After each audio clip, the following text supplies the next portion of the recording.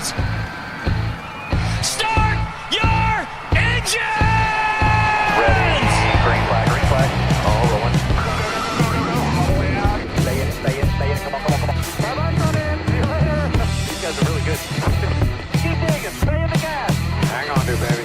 Did not hit a thing. Why are you waiting so long, man? Bottom clear, chasing you down here. White flag. Hit your mark.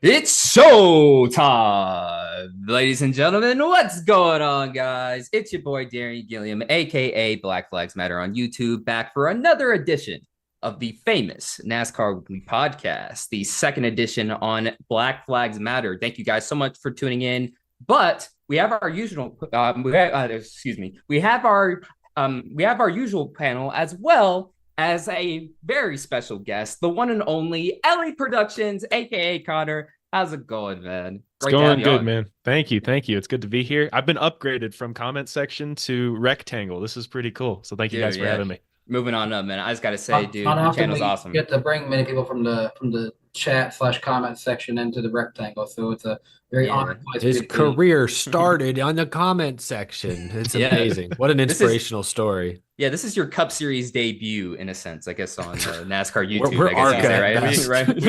We're really or ARCA start, right? Yeah, and we swear we don't have a bunch of egos. We're just 5 Hall of Famers here. Yeah, I guess so. Yep. Yeah, you'll be in the Hall of Fame with us someday, bro. Yeah. Oh yeah. First, all by Darian. Steve Nash MVP right here. Exactly. But no, it's great to have you on, bro. I'm a huge fan of your channel as well as many others in the chat. Awesome. Can't wait to discuss Bristol with y'all. Also, before we get started with that though, make sure to lick the like button, everybody. 400 likes is the official like goal tonight, and we are almost to 100. So make sure to lick the like button, everybody. But without further ado, let's get into it. It's Bristol, baby, and I feel like that's an understatement. You know, after the race we saw, oh my gosh, that was one of the greatest Bristol races I've ever seen. My expectations were so damn low, and for them to deliver like that to that level, oh man, that has got to be. But you know, watching it on TV is one thing. But Danny, you were there in person. Like, take us through that, man. Just just amazing race. But I guess I got to start off with saying tires, right? Yeah, I got a little show and tell to start off with. All that is what I brought back with me. That looks like something I'd find in my shower drain. We're losing some of it. This is a whole chunk of tire marbles that come off of Bristol Motor Speedway. I picked up it's kind of fell apart a little bit at this point, but at the time it was like a huge chunk of it that I picked off pit road on my way out. I feel like you need to keep that thing in a cage. Yeah. It's gonna start saying this right here could like get loose and become like venom or something like that. Yeah. So it's shredding everywhere. Like a giant like rubber tire version of venom or something like that. Right. Yeah. Don't touch it too many times. Yeah. You're gonna turn into Danny V talks. Exactly, man. Yeah. But Danny, you were there. The on-track product looked amazing on TV, and it had to have looked even better in person. Like, just seeing them, you know, going that hard at the first start of it, not because they had no clue that their cars and the tires was even going to act like that. Because first of all, they don't get enough practice to know that now, do they? Mm-hmm. But second of all the drivers that we spoke with in the media center on Saturday was just. All of them was like, this feels awful. We feel so loose. Like they could just tell something was different about this time at Bristol compared to what we saw the last few fall races there. Because obviously we haven't had this spring concrete race with this next gen car. So this was the first one. And then just seeing the on-track product, see your record number of lead changes, like 54, I think was the final number on it. Or 56, somewhere between there. 54. Okay. And I mean, it was just incredible. You never knew who was going to win. Like, I talked to Matt Weaver midway through the race. I went up to him and was like, dude, this feels exactly like your kind of race. He had the biggest smile on his face. Like, he's a huge short track guy. So Matt was enjoying every second of it. And man, it was it was just so awesome. That's one of those races that you'll never forget going to. You didn't care who was going to win. It was just fun, and it wasn't some. I've seen it many times at Bristol, either riding the bottom for the entire time or riding the top. Riding the top sounds way more boring than riding the bottom, in my opinion. But they was, you had guys that was doing good for a little bit, then guys who weren't doing good. Some guys, literally, you saw clips of when they got fresh tires that it looked like they were playing easy mode on a NASCAR video game. That's literally what it looked like out there. It was just incredible. You saw moves happening all over the track, every position, not just the lead, but there was several for the lead. Well, did y'all see that video? I could go to 5 Bristol races like that in a row if they were all like that. Well, did you see the video on Twitter? I think it was today or yesterday. It was posted of Kyle Larson. I think it was on fresh tires, and it just didn't look real. It looked like how I saw one. I think it was Daniel Suarez doing that, or Josh Berry. I saw a few of those actually. Yeah, and just watching it on TV, it made me feel like a kid again. I was like, yeah, this is quintessential short track racing for NASCAR for sure. Wouldn't you agree? And I just can't get why there was a lot of people who didn't like that. And I'm like, that's exactly how local short track races are. Guys who don't know how to conserve all their stuff, and that's exactly what we saw in this. Yeah. Hey, tires are going to shred too. It just so happened that in this race, they were shredding a lot more than usual. I feel like for a lot of the packages we've had, whether it's been tire or aero or whatnot, you push the car as hard as you can, and you just do that for 500 miles. You don't need to worry about conservation. The tires don't really wear down that much. Speed's pretty capped. So this was a breath of fresh air to see the drivers, kind of have to, hold their stuff a little bit and bide their time. That's the thing I don't understand with fans who aren't a fan of this race. Then what are you a fan of? Like Atlanta a few weeks ago had plenty of naysayers, and I feel like that was the perfect new school NASCAR race where everyone's going the same speed, lots of jostling for position. You literally had a 3-wide photo finish. That's new school NASCAR. This was old school. So, whether you're a newer fan, an older fan, you should have found something in these last few weeks that you absolutely love. And yet there's always going to be those naysayers every single week. Doesn't seem to matter what happens. But to echo what everyone's saying, no, it's great to see drivers once again in control of how they ran. They could control how hard they'd push and exactly when. They had to pick and choose exactly when to push it and burn their stuff up and make moves, track position over saving tires. I thought it was really interesting. Like at one point in the race, Ty Gibbs, I think he had either a pit road penalty or an issue on pit road. He was 28th on the restart. He drove up to 3rd easily and kind of got bailed out by a caution because I think it was like 25 laps into a run. And I thought, man, if this run goes green more than 5-6 more laps, Gibbs is going to give it all back. But he didn't because he got bailed out by a caution. So it was always like you could gamble. Drivers could gamble like that and sort of, risk it. Do you feel like this is the time in the race where it's worth risking it and pushing hard to get that track position or hanging back? I've seen a lot of folks say, oh, I don't like that they weren't, going 100%. It's like, they were going 100%. At least they were trying to give themselves the best opportunity they could to finish up front, which to me is going all out 100%. It's just racing smart. Sometimes you race smarter, not harder. And short tracks across the country have been seeing that kind of product for years. It was cool to see it back on the NASCAR stage once again. And also in a motorsport like NASCAR, when you have races that are 400, 500 miles or laps long, you're not always going to go 100% of the time anyway. Yeah. Yeah. Eric, you said you don't understand how some people could say no to this. Well, Darren's running a little poll here with Bristol Good, and 4% of 116 votes have said no. So based on my math, at least 4 people who have said no.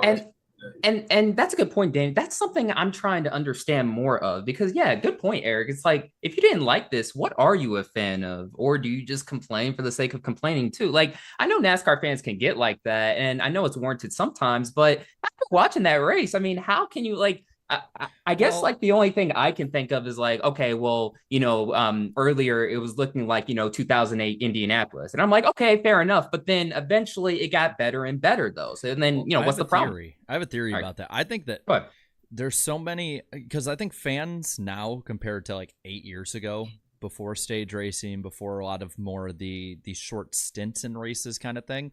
I think there's a big difference in the fan base now compared to then. And I think there are a lot of people who have come in recent years who don't remember that because they weren't around for that. And so I'm not necessarily saying right or wrong on that. I could be completely proven wrong, and it's just people want to complain. But I think that might be part of it too, is that there is a huge difference of somebody, say, like any of us who have watched in the 2000s, early 2010s, compared to somebody who might have started watching, during COVID or after the Netflix doc or whatever, and they see, Atlanta all out going crazy kind of racing. You don't really see too much tire saving at Vegas, and there's a good finish. Daytona, we'll skip over Phoenix, but I think there might be that kind of difference too, and it's just something that they might have to get used to. I mean, how many strategy races a year do we usually get? Minus, we'll say, the road courses that had no stage cautions. Like I can think of probably a Richmond race, maybe one of the road courses, and then maybe one other kind of race. It's very rare. It used to be a lot. Like people love 2012. You look back at 2012, every other race in that year in 2011 are like fuel mileage strategy races, holding back, stuff like that. So I think it's just it's a difference of time basically at this point. Yeah, no, that's a good point. That's a good point for sure. It was just crazy seeing the Jeff Gluck poll and seeing, I figured, okay, 5% will probably say, 4 or 5% will probably say bad, like in our poll we just ran. But to see it above 10%, that was shocking. That was so shocking. To be fair, I guess to sort of echo Jarrett's point, I will defend the fans who don't share my opinion and thought it was a bad race by saying that even Goodyear went on damage control a third of the way through. They thought it was a bad race, at least at first, or they weren't sure. They thought, ooh, people might not like this. So even Goodyear wasn't too sure halfway through this race. So I'll defend fans. If you didn't like it, you didn't like it. Everyone has their own taste. I just want consistency. Some fans, if you loved Atlanta and didn't like Bristol, that's fine. But if you didn't like Bristol and you didn't like Atlanta, if you're one of those people who's just constantly a naysayer, I'm ignoring you. I'm tuned you out at this point. Exactly. Yeah, it was kind of weird. Midway through the race, Claudia alerts me and hey, a bunch of people are over there, talking to someone. Who come in here? I never heard anything. it was Greg Stucker from Goodyear. We've had him on NWP before, I think, actually. We did, yeah. Yeah, he was over there and he was giving a statement on Goodyear's behalf. And then after the race, John Probst from NASCAR, me and a few other media people wait around to hear from him, and he basically said, NASCAR loved it. They enjoyed it, which honestly, they have every right to be. Fans, for the most part, enjoyed it too. So yeah, and I'm glad NASCAR was upfront, right away. They were like, oh no, we really like that, and it wasn't like, oh, we're gonna investigate, we're gonna change this and that, blah blah blah. Just say hey, we like what we saw. So I like that. Thank goodness. But back to the winner though, Denny Hamlin. He's a winner this year too. Again, well, he won the Clash, the LA Clash, and now he's won at Bristol. So that is what, career win, 50 plus wins at this point. He's over. Is he over? Yeah, he's trying to get to 60 this year, right? He's at 52 or 53. Yeah, someone in the chat will let us know. He's over 50. I know. But yeah, 52. 52. Hey, he's 52. 2 wins away from Lee Petty and 3 away from Rusty Wallace. That is elite company right there. He's 2 ahead of Ned Jarrett and Junior Johnson. So he's 3 away from Rusty. Who here thinks? Raise your hand if you think he at least ties Rusty this year. I can see it. He'll beat Rusty this year. I'm gonna say that. Yeah, right. I think Denny's poised to have a 5+ win season. Toyota looks dominant. I'm just gonna say it.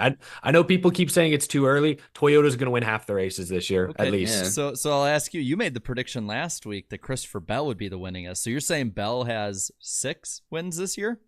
Yeah, I think Bell easily could win 5+. I think Hamlin could win 5+. Truex, I'll go 2 or 3. Gibbs probably gets 1, maybe 2, and then I'll give Reddick a couple, and maybe a Bubba or a Jones or a Nemechek get 1. That's my I'm just saying they've got 6. I think very good quality cars, and then the 2 legacy cars are probably only going to get better this year. So that's 8 quality cars. Yeah, they're going to win. I don't want to put an exact. They're going to win at least 16 races this year. Toyota is. I'm just saying they're so far ahead of schedule right now. It's actually kind of scary. I feel bad for people who aren't Toyota fans. I kind of feel bad for everyone because Toyota might just end up stinking up the show. You might even be undervaluing Tyler Reddick. I think he could, he's already proven, he could come close to winning, already this year. Yeah, 2311's pit crews though make mistakes more often than anyone else, or other than Kyle Busch. So that's the only thing I don't trust. Hey, you know what? I think it's karma for some of these fans that were saying, "Oh, the Toyota is so ugly during the offseason." Well, now look, now the Hammerhead is beautiful. All over the place. It don't matter if I think it's ugly. If that thing's fast, it's fast. Hey, yeah, the Hammerhead is beautiful. The thing I haven't liked about the Ford is that it looks so pointy and stuff. I'm like, that thing can't be fast. And what do you guys think it is with this Toyota that's helped them found early success? Because it's like, when usually when a new car, when they unveil a new car, then it's usually not as dominant, to start off with. But Eric, I mean, what do you think's changed? I guess everyone's in a tighter box now because it's the next gen. But like even from 2016 to 2017, the last time Toyota dramatically updated their Camry, yeah, they got off to a slower start that year, but they won almost every race the second half of that season. So it took them a few months, but eventually Toyota just went nuts in 2017 and Truex won the championship. The fact that we're already seeing back-to-back dominant Toyota performances a month into this season, they're going to be ebbs and flows. Hendrick's going to get theirs. Blaney, Logano, someone's going to win races from Penske. RFK is going to win some races, I think, for Ford. Like other teams are going to win, but Toyota is showing that mid-season 2017 dominance, and we're only a month into the season. They've won all 3 short track races, if you include the Clash, and it's like nobody's in their league. If Hamlin didn't win at the Coliseum, Ty Gibbs probably would if he and Logano didn't get into it. Yeah, it I think I heard this weekend from Ty Gibbs. So they're in the weekend. There's usually a session where they bring in a top 30 and a Cup Series points, and people can grab different interviews of people. Tons of people come in all at once. So you got people going to Kyle Larson, people going to Bubba Wallace. Well, here's Ty Gibbs in the back. So I'm the only one that goes up to little Ty Gibbs back here. And I talked with him, and he actually told me there's honestly nothing different about this Toyota Camry as compared to last year's Toyota Camry other than the way it looks. He said it's no different in any other component other than it's smoother on the front. So that's the only thing that's really changed this. So I'm not shocked that we are seeing them do so well because there is so little different about this car. If anything, it gets smoother. We all know is probably better aerodynamically. Well, you want to see something crazy? So the top 4 in laps led this year are Denny Hamlin, Kyle Larson, Ty Gibbs, and Martin Truex Jr. They're all over 100. I'll bet Christopher Bell's in 5th. Yes, he is. Yeah. But that checks. On the crazy other end, tied for last with no laps led is Legacy as a team.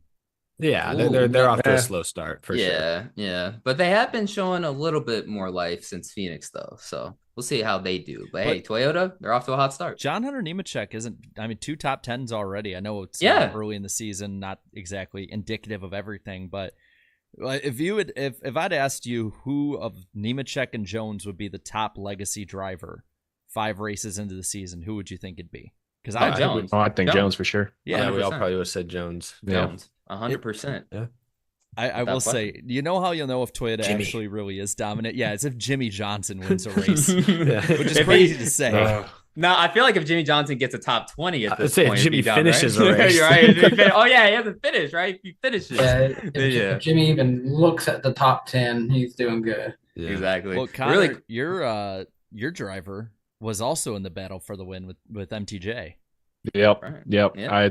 I love my guy, but if there's one thing MTJ fans know, they know he is not a clutch performer. But he gave it his best shot, and I think that's his best Bristol finish. I'm pretty sure. It snapped that. What did Fox say? It was 17 straight races without a top 5. Not at Bristol, just in general. Yeah. It's funny. Good for him. It's funny. Summer last year, crazy. Yeah. No, during the race, I was thinking, I was like, damn, is Truex about to win a really exciting race? Because typically he wins boring races. Like he just runs away. It's true. Runs away. Chris just said in the chat, MTJ is clutch at Dover on Mondays. Yeah. If that race was on a Monday, we'd be having a whole different conversation. Exactly. Right now. Well, I don't really, because we don't know many Truex fans, so I kind of wanted to ask you when it comes to how just you view Truex's career at this point, like where he's at and how last season ended. Like, I think he still has another good year or 2 left in him. Like, easily. No, I agree. Yeah, I think so too. So do you see Truex being on the comeback trail, or is it inconsistency still that he's going to have? Like, I want to know your outlook on Truex. I don't know how consistent he's going to be from here on out. This year really is. I hate it because last year the regular season was great. Then we got to the playoffs, and now it feels kind of like do or die. Like this is where he has to start executing again, and get himself back up to contending status, which he kind of has. But also, I don't know if I see Martin Truex. I mean, I'm sure he'd, let people know, hey, this is my final season, this is my last year. But I don't know that he'd do a whole year-long campaign of, saying goodbye to everybody, like the forever, the I agree. appreciation. God, so that rolls off the tongue. Yeah, I know, right? It really doesn't seem like something he would do anyways. No. Like, He deserves it. Yeah, he does deserve it. Though, he does. For sure. Yeah. 100%. Yeah, for sure. I remember last year, Darian, we were at Gateway in the media center, and one of the biggest rumors is, Truex is going to announce his retirement next week, and we're like, where the hell did that come from? Yeah, where'd that come from? Happen. Yeah. I think he bought his boat. And then there was that one year in the Nashville Media Center where he said, "Yeah, no, I'm coming back. I don't know where all this." He just nonchalantly just dropped it. Yeah, I'm coming back. Yeah, but see, that's why I'm like, when it was that Nashville one, like it was so many people for weeks now. I've been asking them, what are you gonna do? What are you gonna do? We don't think about it. And then just Jordan Bianchi just comes up to him. First question, well, are you retiring? No, I'm gonna race next year. Yeah. Yep. So yeah, of course Connor loved that. But then I'm worried about like in Phoenix this year, people are gonna come up to him and be like, "Hey, are you retired?" And he's just be like, "Yeah, contract's done. I'm done." Yeah. So when he announces their retirement officially, he's gonna be nonchalant as well. I just love that the idea of every week it's no. Yeah. Yeah. But yeah, he's certainly one of the veterans in the field. And speaking of veterans, we certainly saw the old wily veterans up front. Of course, Denny Hamlin, Martin Truex Jr. If you were driving in a freaking Toyota, you were automatically up front. It felt like. But of course, Brad Keselowski, he's one who's starting to show some life again. He was way down in points there, but now he's starting to pick it back up too, for sure. But it's funny. After the race, you started seeing, comments from certain drivers, and you definitely saw a difference. The older drivers loved this race, and it seemed as if the younger drivers tended to have hated this race because, during the race, Kyle Larson is on the radio saying, hey, we need to add some compound to the track. And then Blaney's, not really too happy after the race as well. Larson begging for a red flag in the first stage? Yeah. He was begging for a red flag, yeah. So, that's interesting to me, so I don't know, like, Jerry, you start us off here. I don't know, just what does that tell you? Is that just, like, hey, like, these guys, they raced in, in the Gen 4 era, that type deal. So they're more used to this kind of thing, Well, I think that's part of it. I mean, Brad, I guess you can count the nationwide cars at the time as Gen 4, but I mean, it doesn't surprise me that a race that requires, both saving and going all out, and it basically requires experience, would favor the guys who have been around since the 2000s. But, looking at the rest of the order, like the ones I'm surprised by when I look through the order and see how far down they finish, like Joey Logano, Kyle Busch. I'm totally not reading it off the screen right now. Like those guys, those are the ones I'm surprised by because they raced in the same era too. But yeah, when it comes to the top three, I wasn't surprised at all. And I'll say this, I wasn't surprised, and I know that it's kind of become a meme to joke on him a bit, but I wasn't surprised Alex Bowman was up there. I mean, he has experience in his career, whether it's on dirt or asphalt, saving equipment, running with shoestring budgets like he did before he was in the 88 in 2016. Larson, not a surprise at all, even though he was not having fun. And he did walk those comments back after the court of public opinion came after him. But I'm not surprised. What I'm more surprised by is that we had 5 cars on the lead lap. I thought we'd have less. And really, that's a throwback to the good old days. NASCAR fans always, talking about, let's return to the 60s, 70s, 80s. That's quintessential, 60s, 70s, 80s NASCAR. Because, Jerry, I mean, you were saying before the show that the racing was entertaining, but the equipment would just fall off quickly. Yeah, that's the thing. For me, like, if you go back to the very few early 70s races that more or less weren't just Daytona, because those are about the only ones you can find easily, the early racing was great. I mean, there was plenty of back and forth throughout the pack. it's just the engines couldn't last, or they'd have a flat or whatever. The numbers, and this is why you can't look completely analytically at it. The numbers did not indicate how good a race it was. And if you look at this race, I think we were talking before, 3 guys led over 100 laps in this race. 5 cars finished on the lead lap. Only 2 were on the same straightaway at the end. Like this race, by the numbers, looks boring as hell if you don't have the context to it. Yeah, I agree 100%. I wanted to bring up this interesting tweet that I saw from folks at RFK Racing after the race. It was a picture of Chris Buescher and Brad Keselowski walking back through the tunnel that goes underneath turn 3.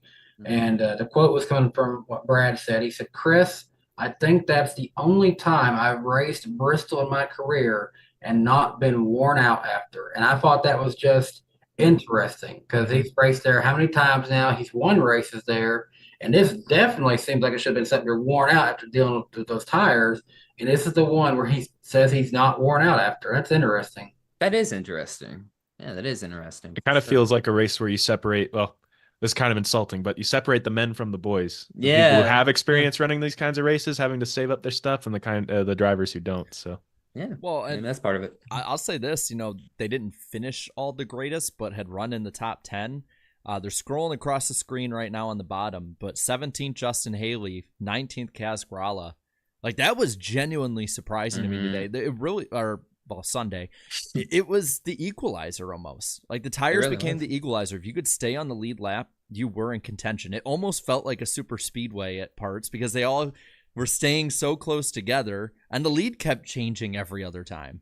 Yeah, it really felt like a short track super speedway package, honestly, because like nobody could get away from each other really in the early parts, especially for sure. But just going over the top 10 really quick. We have Denny Hamlin, the winner, of course, Martin Truex Jr., P2, Brad Keselowski, P3, Alex Bowman, and Kyle Larson, P4 and 5. And then 6 is John Hunter Nemechek, 7th, Chris Buescher, 8th, Chase Elliott, 9th, Ty Gibbs, and rounding out the top 10 is Christopher Bell. A pretty good recovery for Christopher Bell, considering he was battling for the lead there, and then he just all of a sudden dropped like a rock in those closing laps. So pretty good recovery in the top 10. But also another good recovery for Ty Gibbs, because he also had he was leading, and then he also the veteran Gibbs drivers went off to win the race, whereas the young Gibbs drivers faded, which really just that's one last point I'll make. It's kind of before we start to move on, I guess, to ratings and stuff. Is it was nice to see.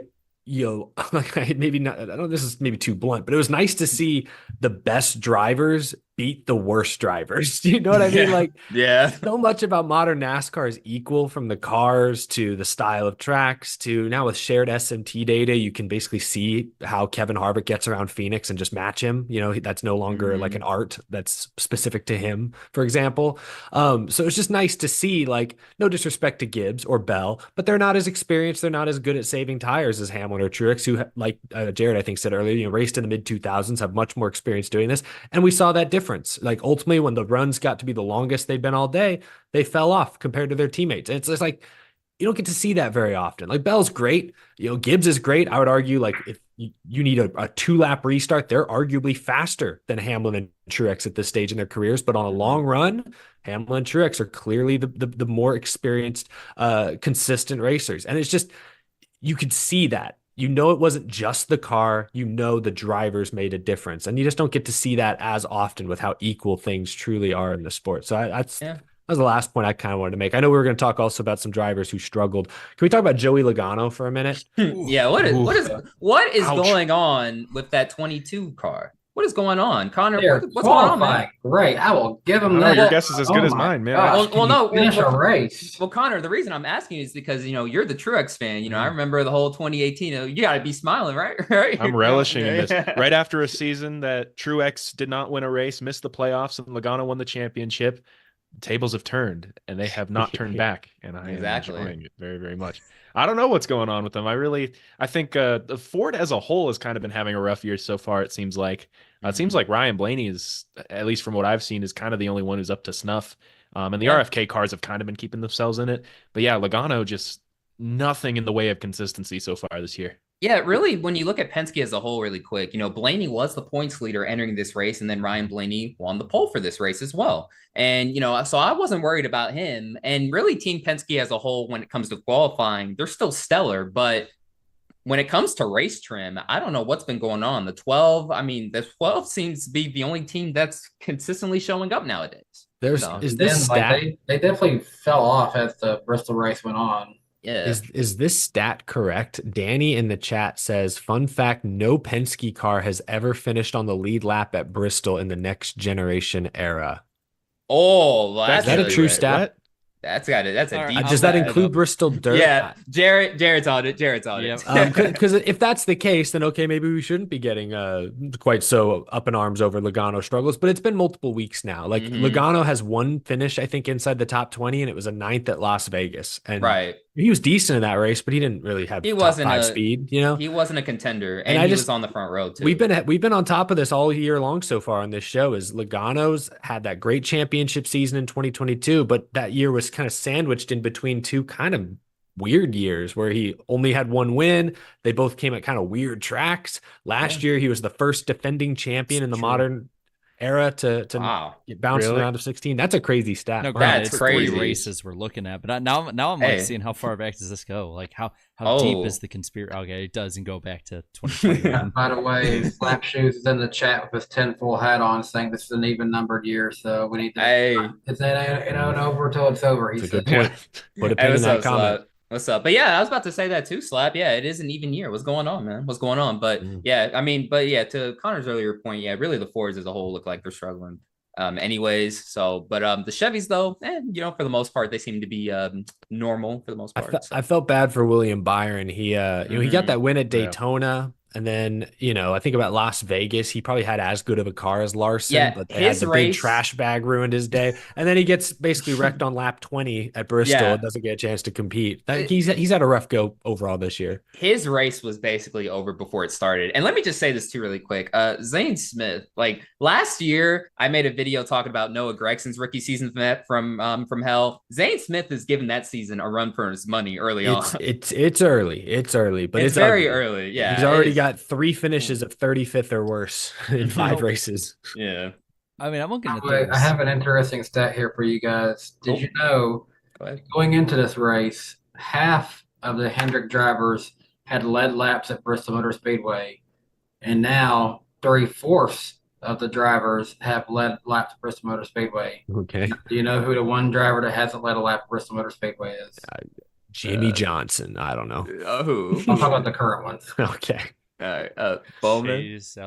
It's probably going to be Bowman if it's a Danny B stat. Yeah. Well, I thought he was William Byron. William Byron is the only driver never let a lap that's Bristol. true. I was about to say, if you were going to say Larson, I was going to. Yeah.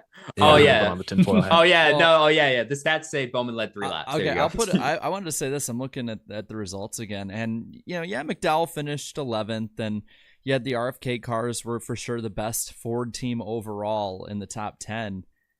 Is it a stretch to say, seeing how Blaney finished 16th and these guys were running top 10 most of the second half of the race, that Rick Ware Racing was the second best Ford team of the day? No, they were, man. And I was even wondering, I'm like, is Kaz Gralla running in that car full time? And then I was like, oh wait, no, he's not. So I'm like, well, I'm just saying, because really good. Yeah, Blaney was up front at different points, but Cindric has been MIA since the 2022 Daytona 500, and that's true. Then you got Logano, who's been just having an awful year. It's kind of odd to see. So I don't remember who I heard say it, but somebody made a great point this week on some podcast somewhere that the Rick Ware cars probably did well because they were naturally going to be less aggressive on like their cambers and setup. And so when the track was obviously so green and didn't take rubber, like their cars held up because they weren't built to go fast. They were built to survive. That actually, to me, feeds perfectly into a point I've been thinking about, because I've been hearing all these people complaining, especially these younger drivers. And maybe I haven't heard many teams complain necessarily. But when it comes to the way that this race ran out, do I think that they can probably make the tires a little more durable? I would like that. I don't want them to go too far because I don't want these to become just giant bricks. But I mean, it kind of reminds me, and maybe this is just as a junior fan here, of a 2014 race. It was Kansas, where Goodyear and NASCAR said, do not put the camber past this point. You're allowed to, but you're gonna screw yourself. You'll be fast, but you might bite the bullet later in the race. And there was one team in particular that didn't, and they were bad fast, and that was the 88 team. And if anyone remembers that race, they had a flat tire coming off 4. They completely blamed it on the setup because that's what it was. Junior was leading the race and ended up, that was pretty much the difference between him having to be desperate at Talladega and him being in, and would have probably been in the next round, and then he won at Martinsville. To me, I don't think Goodyear should really change anything, or should only change a very little bit when it comes to the tires. I think that if it's the same tire we had in the fall, it's probably a weather-related issue more than anything, or the resin or whatever has little bits of change there were. I don't like the idea of, them thinking about possibly changing because the drivers were upset that they had to do their job. They had to race? But they had to be the best of the best. These are the best stock car racers in the world. And they learned during the race. Do I think there should be practice maybe to learn about this? Sure. I will give that point. But I don't get fans and drivers who are like, this needs to change. This was awful. Like, no, like they obviously learned during the race because they were going from like 20 lap runs to 70 or 80 lap runs by the end. I before we move on, I'll say I'd love to see this kind of tire at Martinsville in particular. That spring race has been a joke the past 2 years. Mm-hmm. Yeah. And I saw a comment from Wyatt asked, are we going to see this at Richmond or Martinsville like Elton Sawyer said? So Elton Sawyer said on Sirius earlier today that right now NASCAR and Goodyear are still trying to figure out exactly what caused this so that they can hopefully bottle it up and bring it to some of the other short tracks. So that's what we should all be rooting for now, is that Goodyear figures out if it was it air temperature, track temperature, was it the resin? Hopefully Goodyear figures out what happened, and hopefully they don't, get scared away and skittish, and they just, confidently bring this same tire compound to the other short tracks, because that would make for great racing. Save my track. It has hurt me to my core to see Martinsville become what it's been the last 2 years. Bro, Jarrett, think about it. We were at the last great Martinsville race. It was great. Think about it. Like that race was awesome. Dude, that place is magical, bro. Just fix the car, man. Fix the car. I've been to tires. How many races? I think I've been to 5 Martinsville races since 2015. Yeah. And that 2022 spring race. Now, maybe it was a mixture of it being 30 degrees and snowing at different points, and also on top of it being boring. That broke me, man. I'm like, I'm not going back till I see Martinsville back to the way that it should be treated. Like, it's just, it hurts, man. It hurts. Right. Especially since, like, I talked about it in one video about how every single year, and particularly the fall race, how there was like Kenseth wrecking Logano, then there was Truex in Logano, then there was Hamlin in Logano, and then there was just year after year, there was like a point you could pick out that was like iconic. Mm-hmm. And now it's, besides a Hail Melon, it's kind of fallen off a little bit. Pretty much. Yeah, I mean, I think the racing's kind of followed suit. The Hail Melon race, honestly, the race itself wasn't anything real special either until that happened. But if that didn't happen, we forgot. I was at the last Martinsville race. I was at the last Bristol race. If you had to tell me, hey, you can only go to one of those again, which would it be? It's clearly gonna be Bristol. I mean, Martinsville is my all-time favorite track, and I would choose Bristol right now. And I like Bristol. Don't get me wrong, I really like Bristol. Like, I love Martinsville. Now that I'm thinking about it, get a room, Jared. Jeez. I will. Me and 50 Martinsville hot dogs. I will ravage that room. You will too. I've Pause. Just give me Bristol with Martinsville hot dogs, and we've got the perfect track now. There you go. You can. That sounds sacrilegious. You can ask Slap. There was one weekend where it was like, Jared, how are you gonna stay warm? I'm just gonna drink beer and eat hot dogs until we leave. And what food is Bristol? That's a good strat. What food is Bristol known for? Bristol brisket. They're not known for anything, but I'll say this: their burgers are like surprisingly good. Yeah, and not greasy for good Bristol burger. Yeah, like I'll say this: when I left Bristol, I didn't feel like I had a molten stone in my stomach. Which eating food at a NASCAR race will make you feel like that plenty of times for sure. At least they didn't have the I will $15 say- fries. I forget which stadium it was yesterday, but there's somebody on Twitter who posted like a basket with like maybe 5 fries in it. It was like $15. I will say this. Shout out to Food City. They hooked up the media with some pretty good food on Sunday. They had like just good, like fresh food. Had a salad, some roast beef, some mac and cheese, mashed potatoes. It was good food. You didn't feel bad eating that. So shout out to them for treating the media pretty good this weekend. God, you're Sweet. making me hungry, man. Yeah. No, this isn't the Food Weekly podcast. Don't worry, we can start that Plus, after the show. we need some We're not grilled even to the chicken. grilled chicken yet. Need some grilled chicken, right? Oh, I had man. grilled chicken today. New meme. How many food memes have we had? Oh no, I don't want to open up that door. Oh, Too many we'll be food here all memes. day. How about Yeah. we open up the next door of what Yeah. we look at?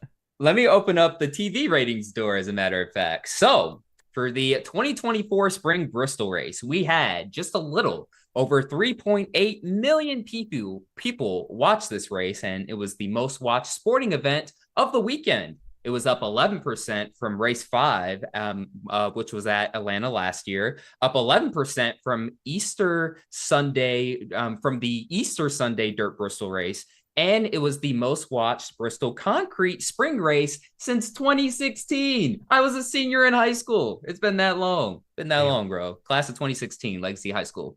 Make it a great day or not, Longhorns. The choice is yours. Anyways, in the key demographic,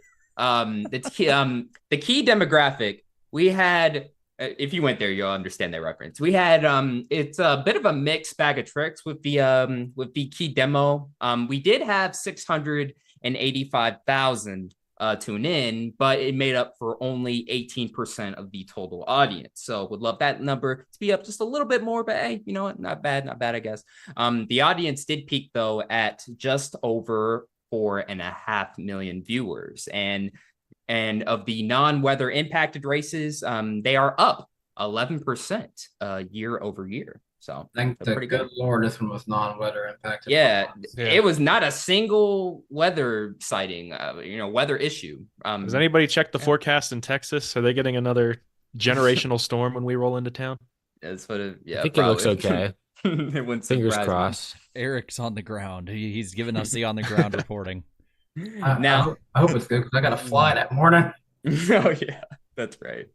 And for the NASCAR Craftsman Truck Series, though, it scored just a little over 800,000 viewership, 800,000 views. But it was down 24% from the Dirt Bristol race a season ago, though. So, and what's so funny? What's so funny? In the chat, Jared is the confirmed glizzy gobbler. Oh my god! Ouch.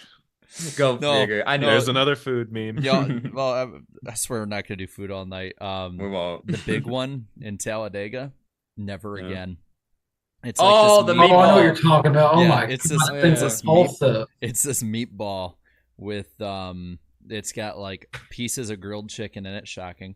It's got pulled pork in it, and it's surrounded by a ball of ground beef into a meatball placed on spaghetti and ketchup. And I was like, you know what? I'm going to try it for the meme. Jesus. I mean, it probably tasted good, but then you just paid for it afterwards. You're going to pay for it for like 10 years. That's the kind of thing that people eat if they literally drank the entire weekend and had nothing substance to eat that entire weekend. Dude, it's Talladega. There's at least 500 of those people walking around at any given time. I'll give you the reference point here. I had that at the end of stage 2 at a Talladega Xfinity race, and by the end of the race, I was hurting horribly, and it was bad. It was bad. Gosh. Slap was there as my witness on that one too. I think, and Slap and Emp and a few others were witness to my stupidity that day. Is that the weekend you were also in the hotel from hell, basically? No, that was a year after. No, okay. we don't talk about that hotel. Yeah, that's a whole another situation. Yeah, so if you're going to Dega, just know get your shit together, Talladega. Not the fanciest place in the world for sure, to say the least. Redneck Mecca. I demand we gentrify and fancify Talladega now. They already did it with the logo, man. They're one step there. Yeah, they're already they did. Gentrify Talladega. I heard it all tonight. We're not even done yet. We're not even a freaking hour in. Oh my gosh. Anyway, so that is one part of the ratings, but now it is time for the next part of our rating segment. Wait, what did you say? The truck race. Oh, I already mentioned the truck race. He said the truck race, Oh, Jared. Yeah, I already said it. Yep. I didn't Alright. want- You were too busy laughing about having the big one. Hey, you know what? And I had a great big one. Yes, but now it's time for the poll, the famous Iceberg poll on the NASCAR Weekly Podcast. So, the poll results are as follows. Actually, first off, we had 17,000 of you lovely ladies and gentlemen vote on the poll. So, round of applause. Thank you guys so much for contributing to the famous Iceberg poll yet again. Now for the ratings. 61% of you thought this was a great race, and 23 of y'all thought this was a good one. For a net positive rating of 84%. Then we had 8% of you just 8% of you thought this race was just okay, but 4% of you thought this was a below average race, and 5% of y'all thought this was a bad race, leaving a net negative total of 9%. Timeout. I'm disappointed that the net positive isn't higher, and I'm a little disappointed in people who think it's bad. But I'm more curious / disappointed. How the heck did 8% of you see this race and think that was average? What was average about this Bristol race? You know what? I got it. Denny Hamlin won. That's probably it. That's There probably you what it go. was. He did it twice. So 1,530 people voted negatively on this poll.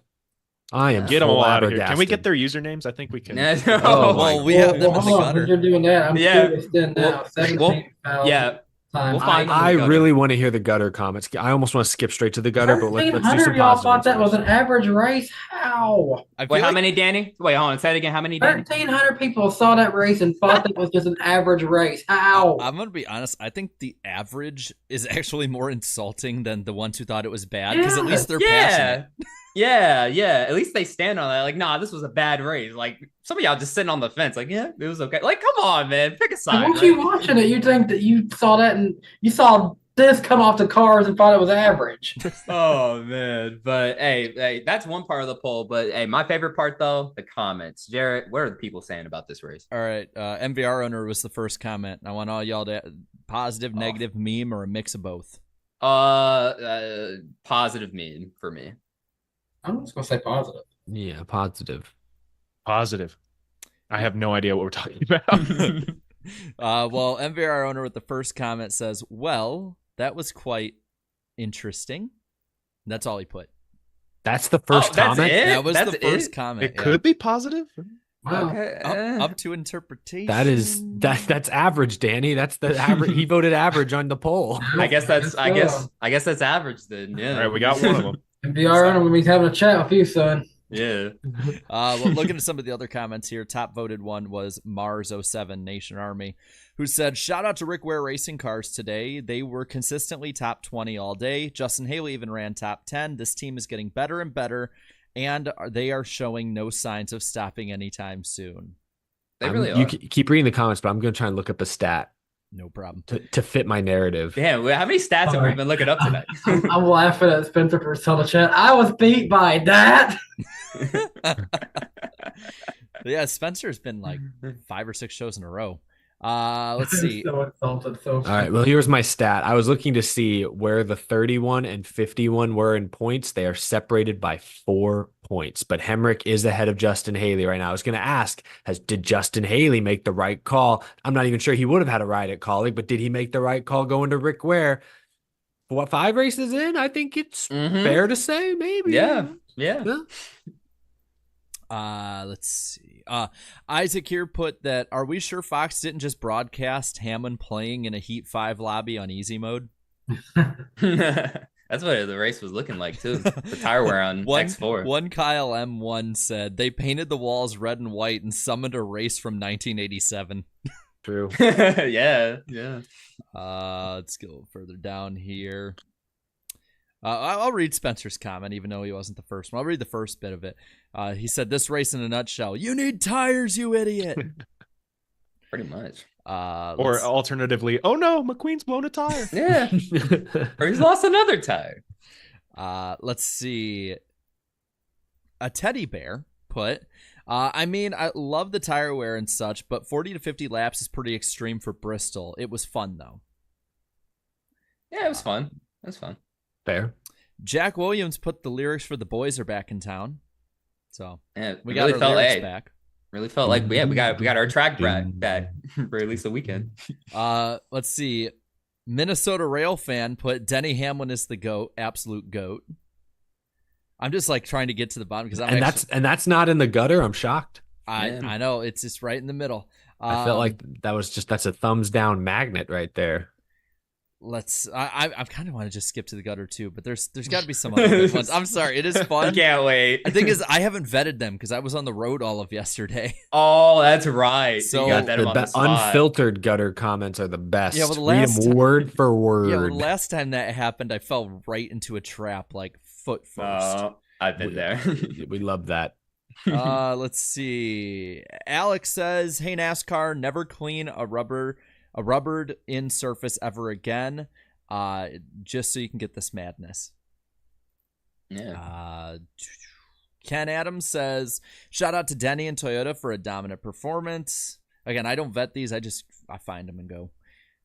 There were over 500 comments on this poll. So wow, is that a record? Dang. No. What race was the record? The Newman crash was the record. Oh, okay. That makes sense. Yeah, that makes sense. Here we go. These are gonna be good. Should I extend the gutter a little more? Please, just lay it on me. All please. Right, let's see. Go what ahead. We got. I don't want to read the giant paragraphs. Like I don't want to read the odyssey of the gutter. Let's see. User. Just read the first word and the last word. User, and then it's just like numbers and letters. Surely, those are the best. I'll read it. Yeah. That's not racing. If you have to slow down to save tire wear, wow. Thought racing was actually racing, so it sucked. How else do you save tire wear? Go faster? That's literally part of racing. I give up. Oh my god. Oh, here's a good Someone one. get Matt Weaver in here. No, I've heard it all. Fisticuffs, dude. That's crazy. I can't. If Matt heard some of these comments, he would literally walk out a window. He would track down their IP address. So I don't know if this is like would be considered blasphemous to say, but I can't tell if this is a Neanderthal in this person's profile pic or Jesus. Like I genuinely can't. See, you didn't even have to walk into that trap, Jarrett. You just did. Yeah, you just did. But I want to insult him, so I don't know which way I should go. He wants to. Okay. Yeah. Because he says NASCAR will be gone in 2027. It's not pure car racing drivers anymore. Besides maybe 5 drivers, but they all have daddy's money. Wait, pure car I racing. stopped watching after Daytona 500 with Austin Dillon in the 3 car. It's disrespectful to Dale. Oh, wow. Dale didn't know the freaking number. Wait, hold on. Just time out. Dale would know. No, so usually I was expecting NASCAR died when Dale died, but Same no. here. NASCAR died when Austin Dillon won the 500. You know what Dale would say if he was here to know that Richard Childress put his grandson in there? Good for you. Good job. Oh my God! I'm not going to put words in Dale's mouth, but so we got the tire saving one and this. Let's see, this is an all timer. Tyler Smith says, "I wonder why the seats were so empty. Typical NASCAR and Goodyear bring junk tire to make a man-made Game 7. It wasn't empty. Game 7's man-made. That was by far the best non-dirt attendance the Spring Bristol races had, probably in at least 5 years. Yeah, that wasn't empty. What do you? Oh my gosh! It definitely feel them better than it looked at the early, but yeah. Let's see what else we got here. Let's see. T. Herson says, I honestly hated that race. It felt less like racing and more like organized chaos. 5 cars on the lead lap, 14 cars in the first 2 laps. Terrible. I hate when things are like the old unpredictable. days, and well, it's like the old days. So Mike, where's my train racing? Where's my 8-wide train racing? Yeah, choo choo. He probably loved that bit in stage 2 when everyone was going really slow in a pack around Bristol. This is what it's all about. This is perfect. So Mike Stevens here left 2 comments. One of them saying they'd change too much racing, not interested, and then follows it up with NASCAR sucks. At least he's to the point. Yeah, I didn't waste my time. Same with the Yankee Doodle says worst NASCAR race I've ever watched. Okay. Hold on. Of all the NASCAR, No, of all the NASCAR races to say, hey, that's the worst, you choose that one. Oh. The other race he's watched was the 2008 Brickyard one. That's it. Yeah, it must have been. Yeah, it must have only watched two. I His guess. number one favorite is the 2018 Talladega Fall race. Okay, we got the bottom of the gutter here. This is Big J, who says, the kids voting on this and saying it's great are so naive. It's cute. Abysmal race. NASCAR and Goodyear should be ashamed. The kids. So this, I didn't say this earlier, but like, it feels like in my comment section, the people who hated this race are old fans. That's why I'm so confused. It feels like everyone who hates this race right up their alley. Exactly. That's why I'm having a hard time taking them seriously. Everyone's opinions is valid except for basically the people in our gutter comments. Kids like this, stop having fun. And by kids, like I guess like if you're in your 20s, you're a kid too. I feel like a lot of old school NASCAR fans are like the Footloose version of fans. Like it's just that's how it feels. Seriously, it's just weird. It's just that's why it just feels so backwards to me. I don't know. That's why I have a hard time taking it seriously. Our poll made it to Facebook, but that's the poll. Yeah, that was the greatest gutter. One of the more angry gutter comments we've ever dealt with. Shit, that was the greatest gutter comment section of all time to me. And that'll conclude this edition of the famous Iceberg poll, the NASCAR Weekly Podcast. Before we get into our first super chat stage break, of course, we had another race run, the NASCAR Craftsman Truck Series, which before we get into that, I just got to say, it's very odd that the Xfinity Series didn't run in the spring. Of course, it was a last, minute change, blah, blah, blah. I get that. But I don't know. It was just weird just seeing just the trucks and Cup Series race there. You know what I mean? They were at the dirt last year. Yeah, I know. But now that they're back on concrete and stuff, hopefully we get, 2 Bristol concrete races for Xfinity again. But the Truck Series race, though, I thought it was, not much to say. Christian Eckes won, If you thought a race is average, that was the one I felt was just average. I'll say this about the Truck Series. Like, we gave them a lot of crap after Phoenix and a lot of crap after Daytona. And I would say... you could argue the Truck Series since then has been the cleanest series of the top 3. They really have. Like they got cleaner than Xfinity was at like Phoenix, for example. No, they've been great. The Truck Series races have been pretty entertaining the last few weeks.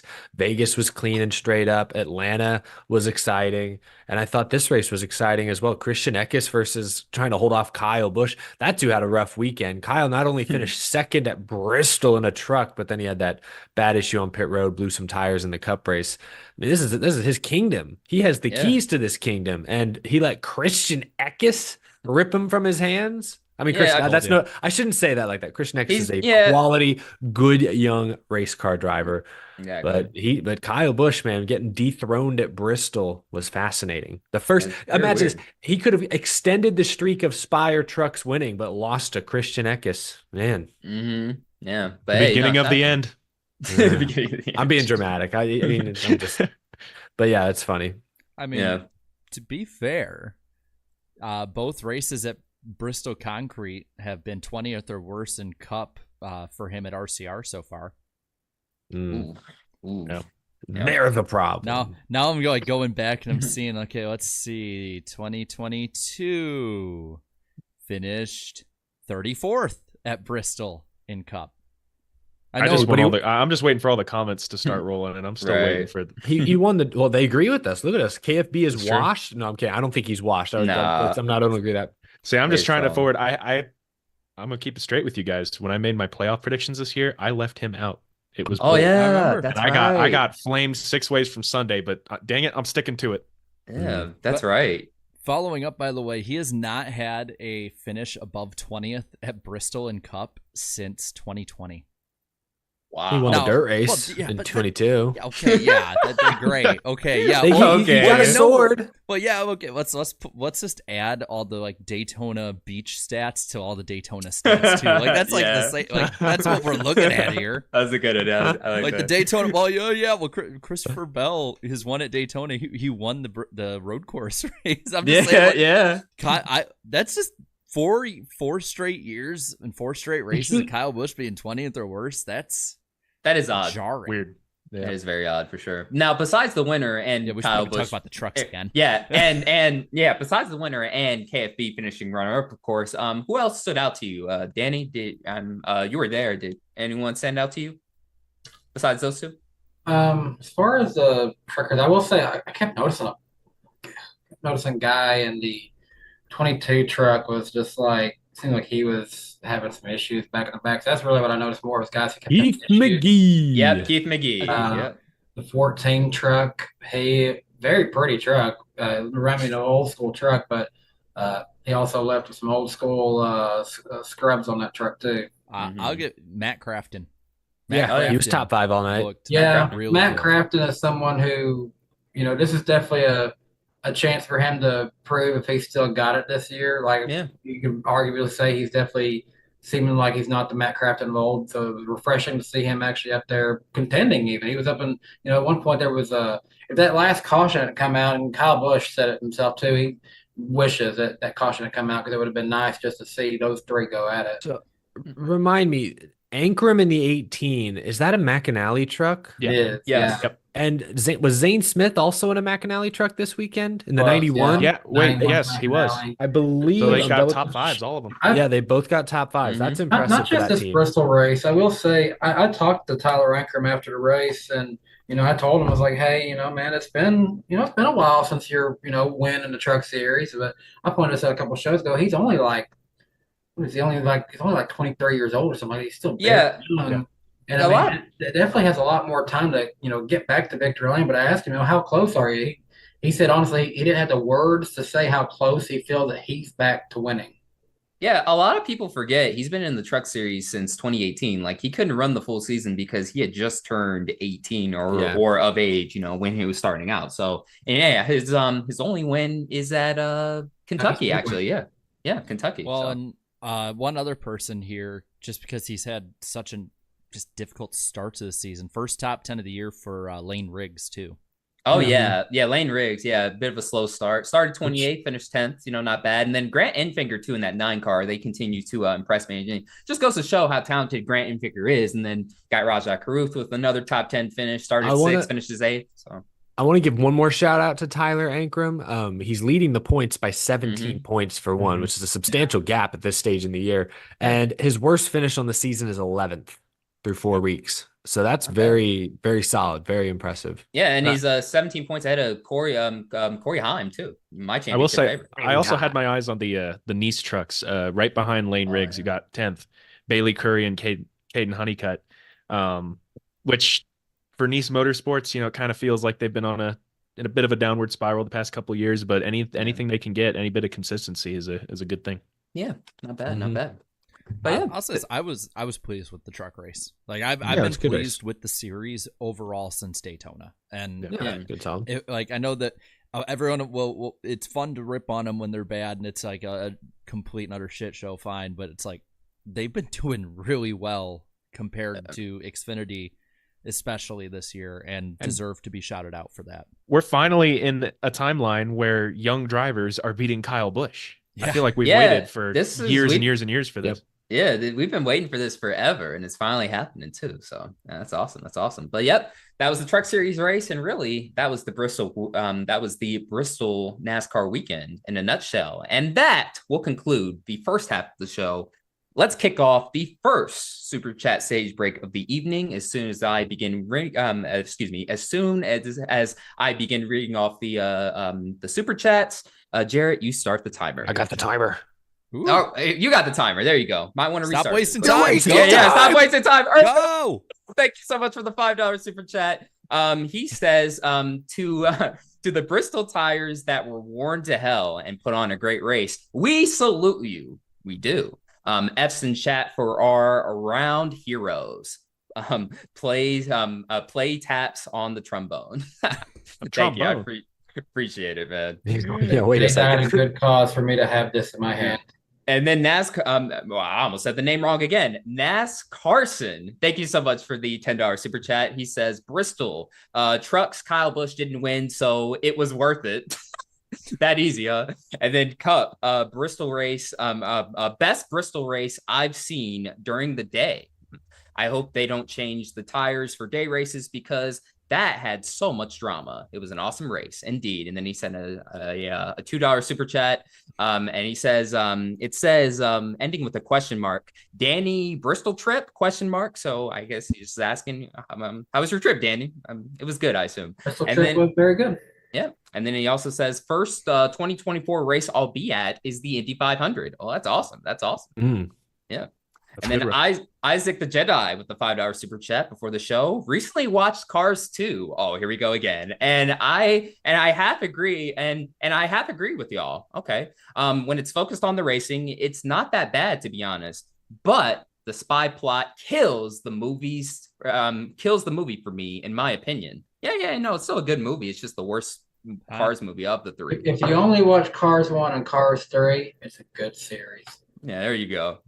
And then Pit Stop Perspectives with the $5 super chat. I'm afraid Goodyear won't bring back this tire because they're afraid consumers will think the same thing will happen to their street tires, possibly. I would like to think no, but that's interesting. That was a good super chat. That was a funny one. And then Spencer, who has been a channel member for 33 months. Thank you so much, bro. He says, it was Bristol, baby, off Dakota. Yes, sir. Yes, sir. And then a super chat regular, Hunter Nixon Fishing. Thank you so much for the $5 super chat. I like this race personally. However, a Goodyear better be glad Tony Stewart wasn't still racing. Yep, I agree. Tony Stewart would have ripped them to shreds for sure. But was he even at the track? I'm assuming he was, right? Let's just assume, right? They are running better. I think he was actually doing NHRA this weekend.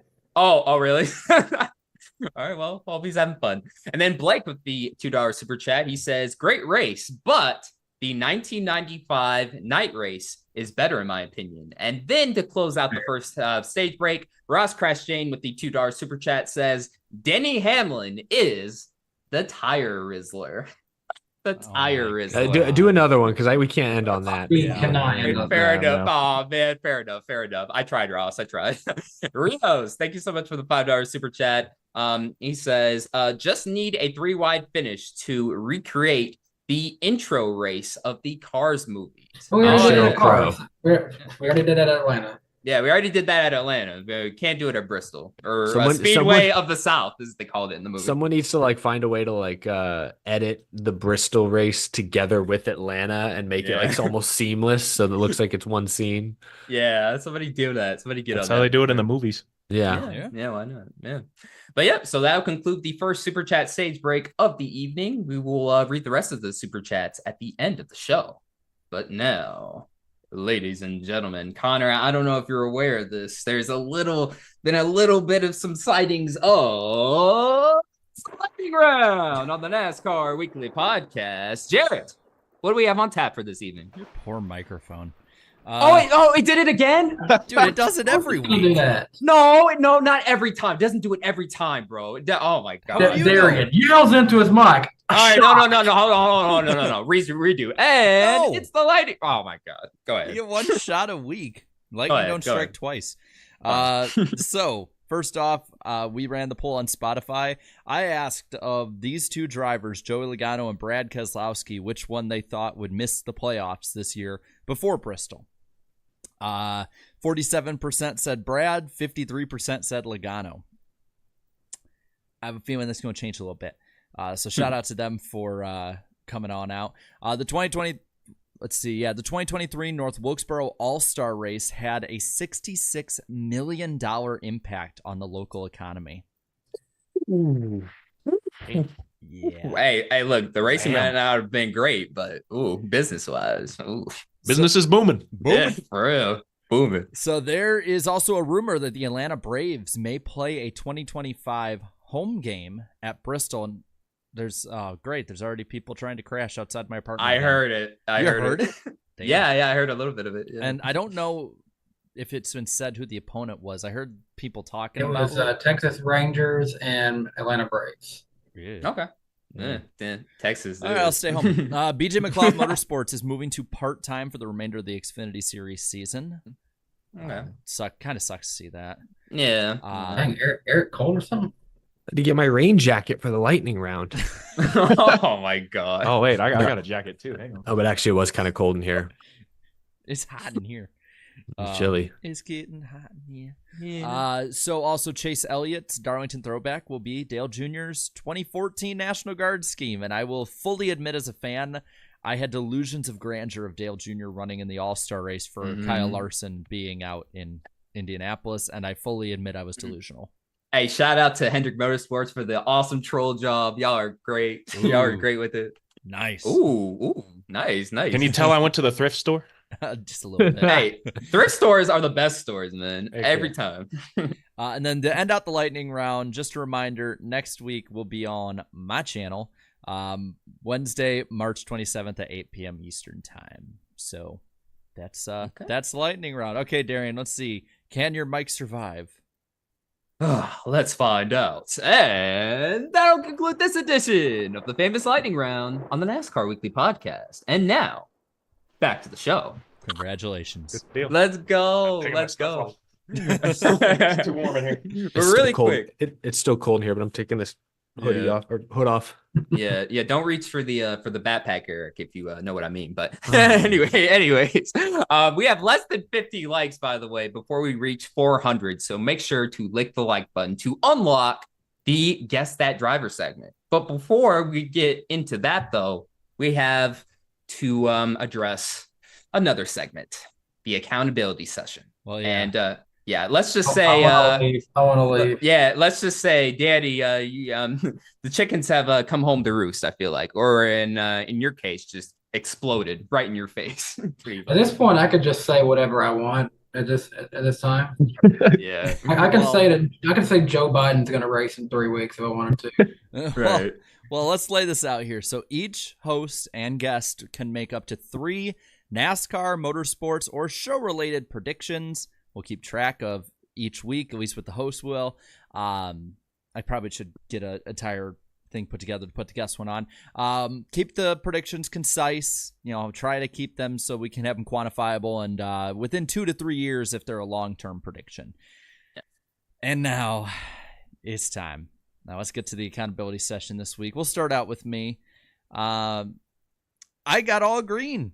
So I said both spring Bristol races would be run on their scheduled dates and times, and that at least 4 Toyotas would finish in the top 10 in the Cup race. So good all there.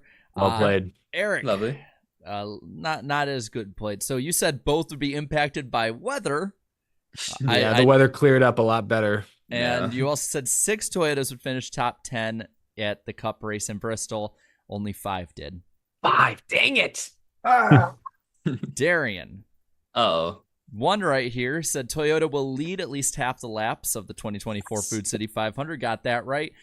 You said that Raja Karuth would be contending for the win of the 2024 truck race in the spring. Did not work.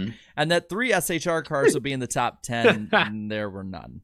Oh, man. Hey, did you see Josh Berry, though? Did you see him go up? Yeah, but he ain't 3 SHR cars in the top 10. Yeah, you should have said that many. And Danny. I shouldn't said anything. It's bad. It's a bloodbath. This will be written about in the history books here. So first off, you said there will be 10 cautions in the Bristol truck race. There was not. That one was a shocker to me. Damn. Yeah. You said Kyle Busch would be top 5 in both Bristol races. That was a shocker to me. Clint Boyer would make an absurd food joke regarding food-related cars, especially Allmendinger's Cheetos and Mountain Dew car, unless I missed something while I had it muted in 50 laps, which I'm assuming one of you would have texted me or someone would have directed.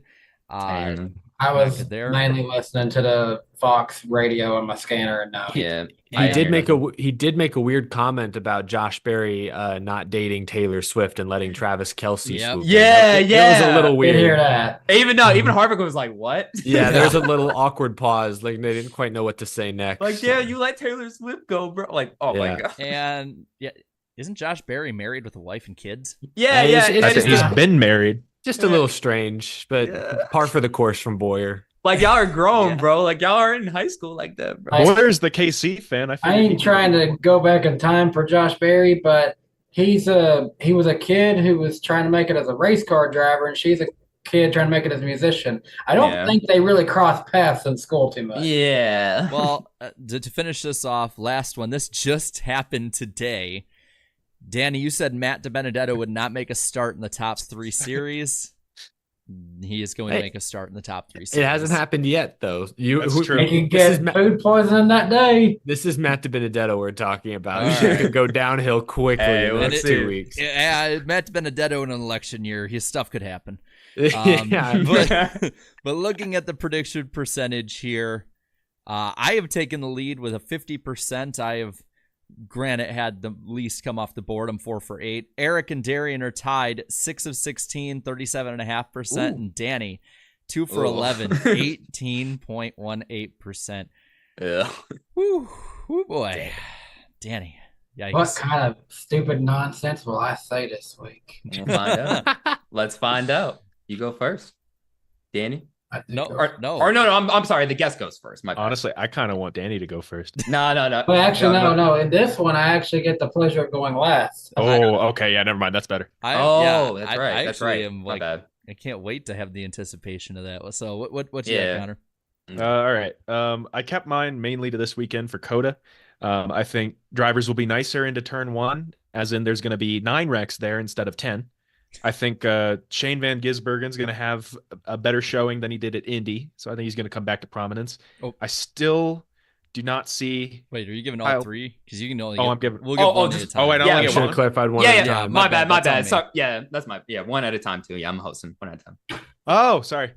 So nicer into turn 1, less wrecks. Turn 1. There we go. Okay. Yeah, because you can explain each one and give a little time on that. Pretend that we didn't hear that other one. Yeah. That's on me. So I'm next. I'm gonna have fun with this one, and I'll make it this weekend. COTA will be 69 laps this week for Cup. 1 extra lap. Nice. Nice indeed. I like that one. All right. Well, this driver, he's a infamous meme now. I think Eric's next, by the way. Dang it. Sorry. Dang it. Okay. My bad. I was just going to let him go. We know. Well, mine's not that exciting. I think there's only going to be 1 caution for incident on Sunday. Okay. Now it's my turn. Okay. So anyways, this guy has been a major meme in the NWP chat for a while now, especially at the start of this year, considering his Truck Series performances. He's doing double duty He's doing double duty this weekend. I predict that Ty Dillon will DNF in at least 1 of those races. There you go. Okay. Throwing him a bone, giving him a way out. The last time that the HendrickCars.com 17 car was in an Xfinity Series race was Phoenix a couple weeks ago. And honestly, you could have fooled me that car was even running the way Byron ran it at.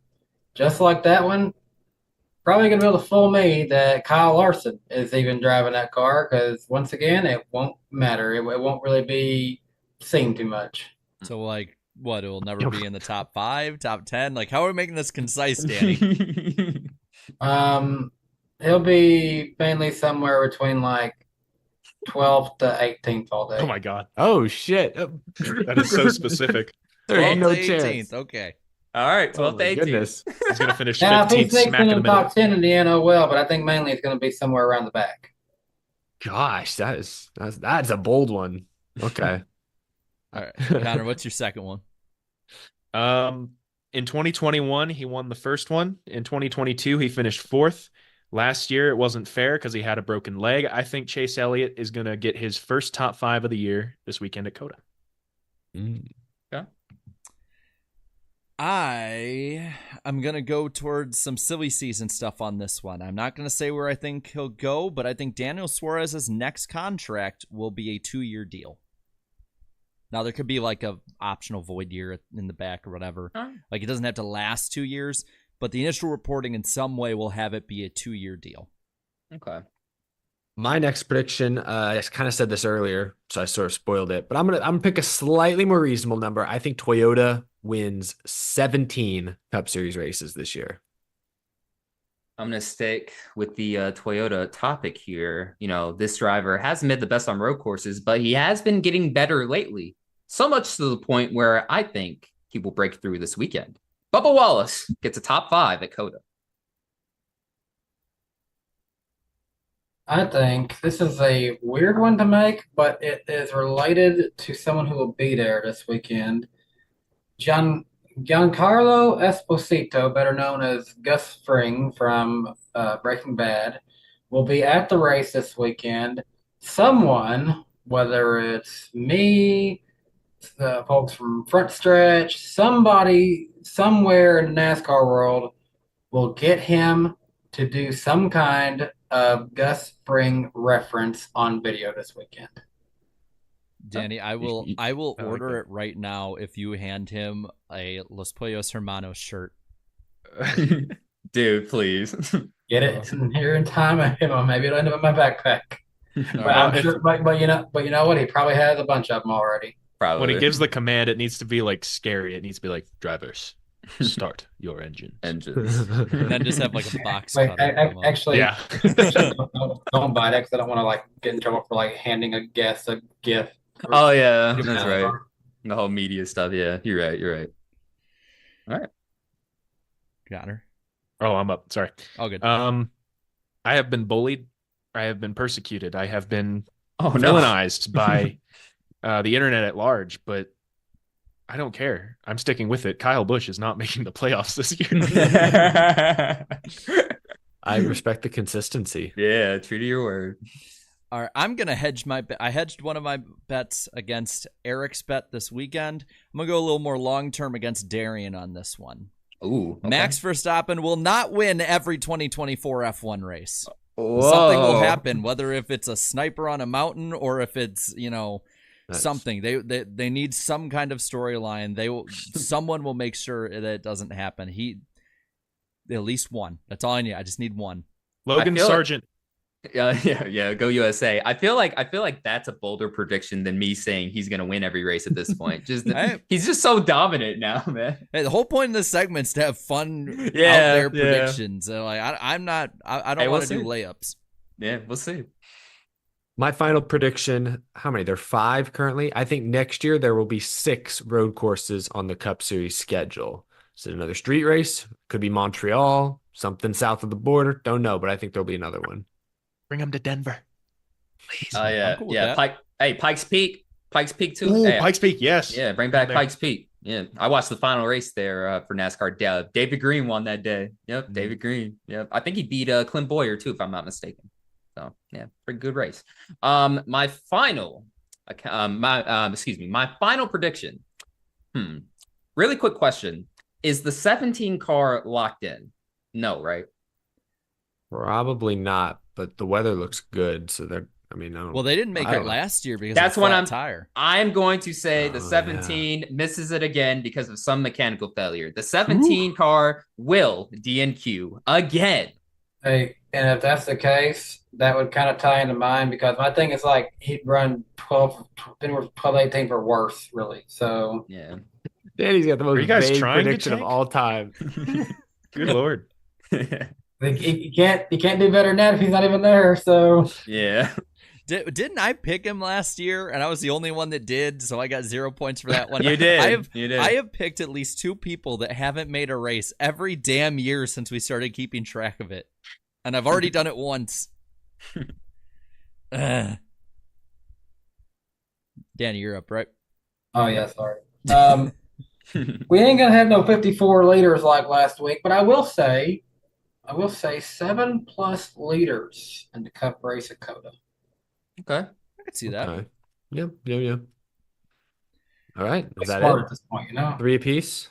Yeah, I think that's it. Yeah. We're, by the way, we're 12 away from the like goal. So if they hit it, let's in the get next few seconds, we can go to the random driver of the week. Yeah, we got the right random driver. Yeah, we're now 10 away, guys. Come on, we can get it. We can do it right now. Nearly 500 people watching. Surely 10 of y'all can just click that button for a second. I'm doing my part. Now we're less than 10 away. Come on, click the like button, y'all. We can. Eric, you sound like. Are you referencing?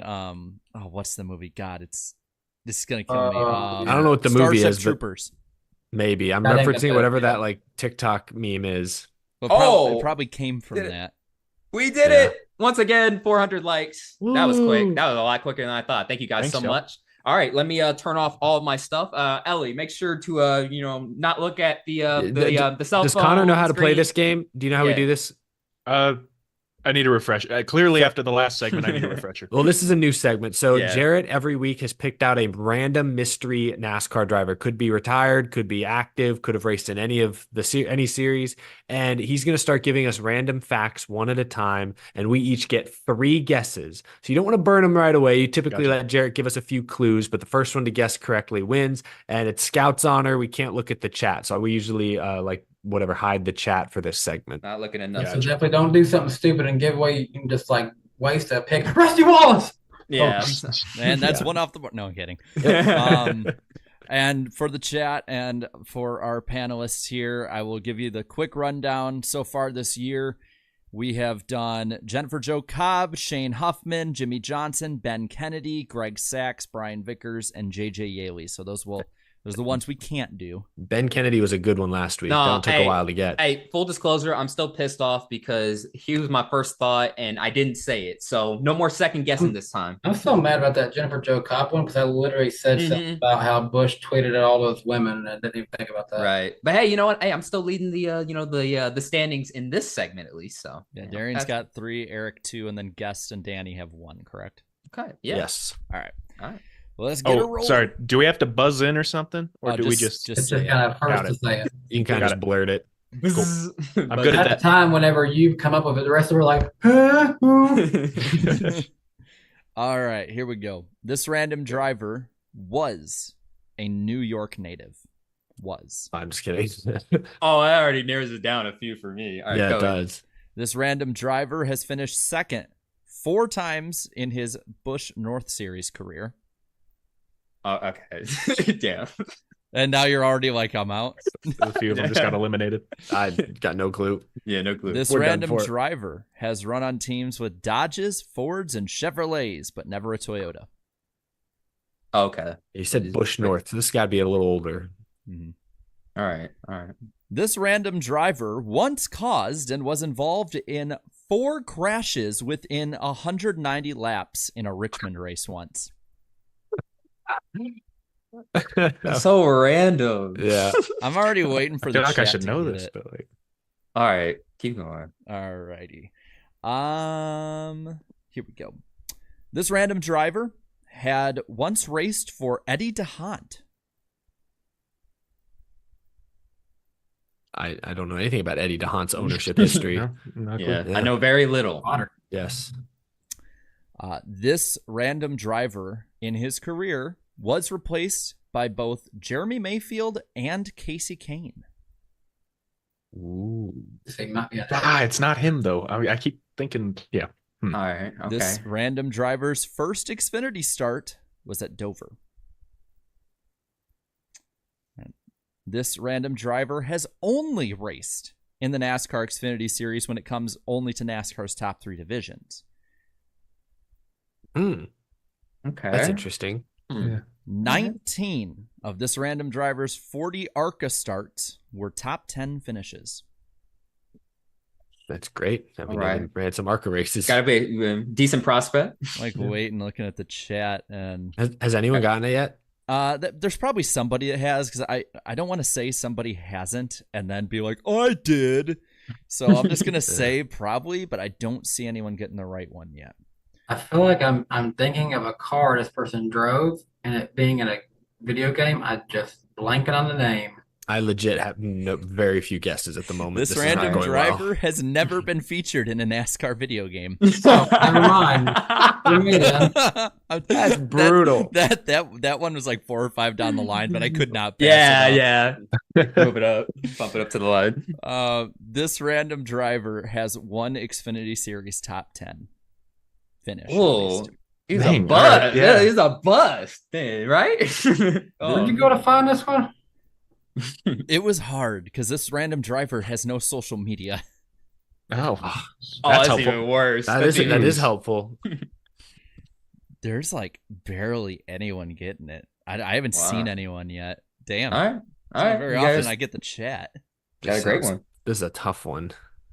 This random driver has been on teams such as, but not only excluding 2, Evernham, Penske, and Tommy Baldwin Racing.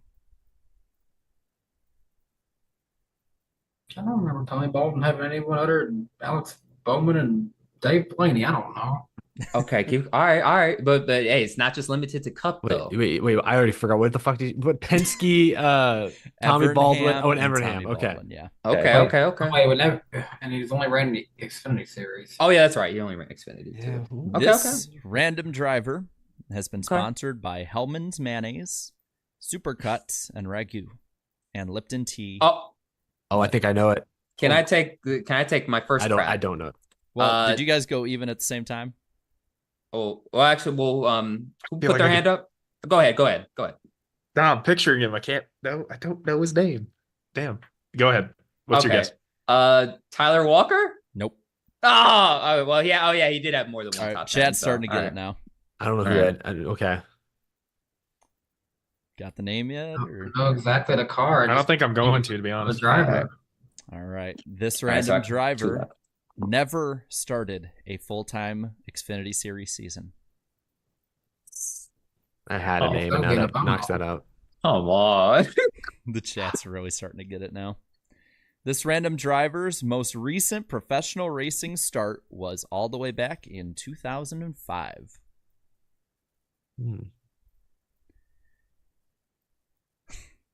Wait, sponsored by Hellman's and Great Clips is what you said? Mm-hmm. Wait, was it Great Clips or was it something else? Supercuts. Yeah, I was like, it's a different haircut chain. Yeah. Can I go now? Yeah. Harry Earnhardt? No. Oh, that's been on a NASCAR video game. Yeah, dang it. I forgot. Yeah, forgot about that. All right, I got one more now. All right. This random driver is not known in NASCAR most for their driving career. Well, they're not known on social media neither. Mm-hmm. All right. Wally Dallenbach. No. Oh, dude. I was about to say. I just had to pull a guess out. I had to whip something out. Any others? Not known for. I got one more now. I got to be careful. I got nothing, man. This random driver, at one point, right after his driving career, was a crew chief for the late Jason Leffler. Jason Leffler was actually one of my picks. Like, I was thinking about Leffler earlier. He ran in Cup. Yeah. Wait, you said he's a crew chief, right? For Jason Leffler. Okay. All right. And overall, this random driver has won 7 races as an Xfinity Series crew chief. I really didn't think we'd get this far, I'll be honest. Well, how many you got left? 7, but they get very easy pretty soon. All right. Hey, you gotta. So don't. Need here. So someone, if you have a guess, throw it out because I don't want to just completely waste. I'm just gonna throw out a guess, and I know it's wrong, but Elton Sawyer. No. This random driver has never had a winless season as a Cup Series crew chief. Oh. Paul Wolf? Yeah. Yes! Oh, that's right. He did drive that one. I don't think I would have gotten that one. That was tough. Redemption. Redemption. Oh, man, that's a good one, Jarrett. The other ones were 38 Cup wins as a crew chief, 13th place average finish as a crew chief in Cup, won 2 Cup titles, one with 2 different drivers. And then at that point, I'm like, the drivers are Brad Keselowski and Joey Logano. Okay, because what set him apart was when you said he was replaced by Mayfield and Kane. I immediately started thinking of that era of Dodge drivers. I screwed up and said he early on. I was supposed to not say that, so someone would guess Aaron Crocker. Yeah, if you hadn't done that, I was thinking about it, but honestly, I don't think she was from New York either. So let's go. That's what I was like. My first thought was Brian Vickers. Oh wait, no, he's over here. You already did that one. And then the other one I was trying to throw it to Aaron Crocker was not best known for driving career. Yeah, I was like, wait, but I know for a fact she's not from New York though. That's why my brain honestly went to Elton Sawyer because I know he's kind of made a career with NASCAR at this point. So I looked on LinkedIn. I had someone look on Facebook and maybe they just didn't find the right one. I looked on Instagram and Twitter and I could not find anything about him. Surprising. Paul Wolf seems like a prominent person in sport. I feel like he'd have something. He's very low key. Hey, some people like to be low key still nowadays. So yeah, respect it. But Keeping it off the grid. hey, but y'all gotta respect me though. Let's go. We got 5. That was good, man. Wait, how many? Four. Four. Four. Let's go. How many little factoids did we run through there? Like 20 something probably. Yeah, that was a lot. Let's see. 19. Ugh. His first name starts with a P and ends with an all. That's basically it. Is like, if you guys don't get it by the time I finish the clues, I just start spelling their name, and the first one to yell it'll get it. Okay. His first name rhymes with y'all. His last name is a canine species. Saul Coyote. This is easily my new favorite segment on the NASCAR Weekly podcast. Thank you so much for adding this segment. Just off the fact that I'm winning it now. So and thank you, everyone. You're like all the drivers at Bristol. Yeah. And thank you, everyone, for getting us to 100 likes. Yeah. Thank y'all. 400 likes this week. Thank y'all so much. Really appreciate it. But now let's get down to business. We're turning right, ladies and gentlemen, for the first time in 2024. I know, right? Don't pull a muscle, Danny. Yeah, don't pull a muscle, Danny. Turn right. Oh, here we go. Turn right for the first time in 2024 at COTA, Circuit of the Americas. Danny, you'll be doing double duty. You were at Bristol last week, and now this week COTA, correct? Yeah, only going to Sunday. Not going to be there Saturday, but we'll be there Sunday.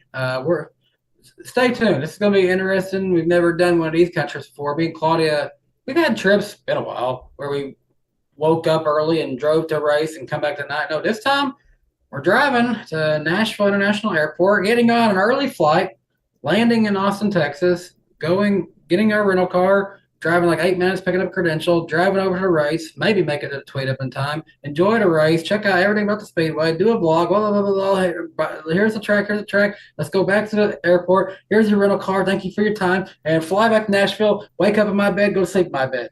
Danny, Jeez, in the middle of that, if the line's not too long, you got to try the go-kart track they got. It is so damn fun. It's they awesome. wet it down too, so it's like you're on slicks going on a wet racetrack, and they are fast.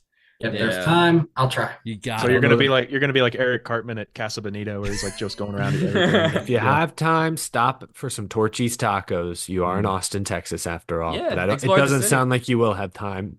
I will definitely try for Torchy's tacos when I go to Texas Motor Speedway if there's one around there. There's one in the track. That's a good I will point. definitely get it there. You should probably go to get it there. Yes. Yeah. Well, yep. So have fun at COTA, you and Claudia, Danny, and the rest will have. Excuse me. The rest of us. You all have already been to COTA, right? Yeah. I've already. Yep. Me and Jarrett went to the inaugural race. Eric too, right?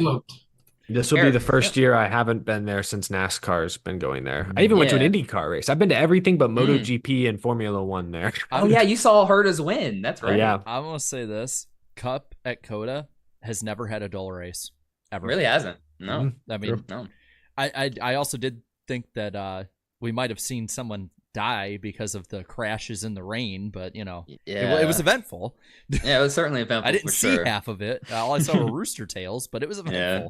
And getting slapped by rain too, but no. The Cole Custer exploded basically in front of me, and I didn't see it until he was already climbing out of his car. Like I literally was like, "Oh, that car's destroyed over there," but I never noticed it. That's how hard it was to see. Yeah. It was. And here, I didn't even hear the impact. There was so many other noises. It didn't really start raining until like 20 minutes before the race started. Yeah, it was just like it was never a super heavy rain, just a very steady drizzle that just puddled and puddled and puddled. I just remember going to the bathroom during one of the cautions or red flags and seeing Steve Phelps like in one of the like sort of makeshift suites. He was on his phone just pacing. Jeez. Like, what's going on? I wouldn't want to be him right now. In reality, he was just buying pizzas. Right. But the weekend, hopefully we don't have any weather problems this weekend. Now, the weekend notes for COTA 2024 are as follows. 39 cars are in the Cup Series field. We have AJ Allmendinger, SVG, of course, Kobayashi, and of course, the greatest road course ringer of all time, Timmy Hill. There you go. Yeah, and then for Xfinity, we have 40 cars entering, which include Kyle Larson in the 17, Ty Gibbs in the 19, and John Hunter Nemechek in the 20, and then 35 trucks for the Truck Series field, with the most notable one being Ross Chastain in the 45. Now, The races are as follows. The Cup Series race, the Echo Park Automotive Grand Prix, 68 laps in total, just one shy of the very nice record. Stages are as follows. 15 laps for stage 1, 15 laps for stage 2, and then 38 laps the rest of the way. The start time is 3:30 p.m. Eastern time. You can watch it on Fox or the Fox Sports app, and you can listen to it on PRN or Sirius XM. The weather, according to the National Weather Service on Sunday, is 75 degrees with an 11% chance of rain, although it'll be cloudy. So not too sunny. And the defending race winner is Tyler Reddick. Excuse me. The Xfinity Series race, the Focus Health 250. Finally, a simple name. There we go. Let's have more simple sponsor names nowadays, right? There we go. Yep, just Focus, 100%. 48 laps is the race total. The stages are as follows: 14 laps stage 1, 16 laps stage 2, and 16 laps the rest of the way. Start time is 5 p.m. Eastern time. Race will be on it'll be on FS1 or the Fox Sports app. And then on the radio, PRN/Sirius XM. The weather for that Saturday is partly cloudy, 77 degrees with an 8% chance of rain. AJ Allmendinger is the defending race winner. And then the final race, the Truck Series race, the XPEL 225. Or the XPEL 225. It's simple, Darian. It's simple. I don't know. I've seen a bunch of Who letters. put man. Gen Z in charge of this name? Oh my gosh. Anyways, 42 laps. Stages are as follows: 12 laps for stage 1, 14 laps stage 2, and then 16 laps the rest of the way. Start time is 1:30 p.m. Eastern time. Also, you can watch it on FS1 or the Fox Sports app. You can also listen to it on MRN or Sirius XM for this race. And then the Saturday weather is the same as for Xfinity, of course. And the defending race winner is Zane Smith.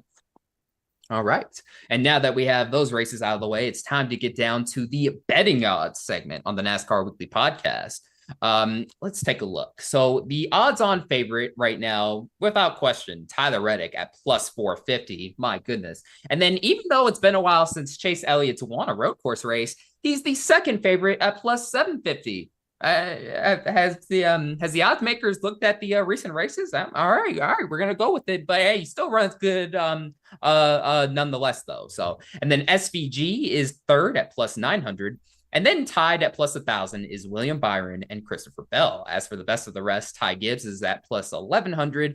Ross Chastain is sitting at plus 1,200, along with Kyle Larson. Martin Truex Jr. is plus 1,300, and Kyle Busch rounds out the best of the rest at plus 1,500. As for the underdogs portion, AJ Allmendinger and Daniel Suarez entered this weekend at plus 1,600.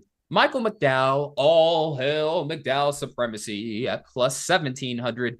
Denny Hamlin is plus 2,200, last week's winner. And then Chris Buescher rounds out the underdogs portion at plus 2,500. And now for the final part, I have to list out the NWP Fantasy League standings, the overall standings. The top 5 are as follows. But before I get into that, Xfinity, y'all need to step it up. You guys have been pushed outside of the top 5 again. Right now, right now of the 3 combined leagues, Jake 24 Titan on YouTube is still leading the way at 1,066 points as the Cup Series points leader. Second in the overall standings and in the Cup Series points is Beck Squad, Beck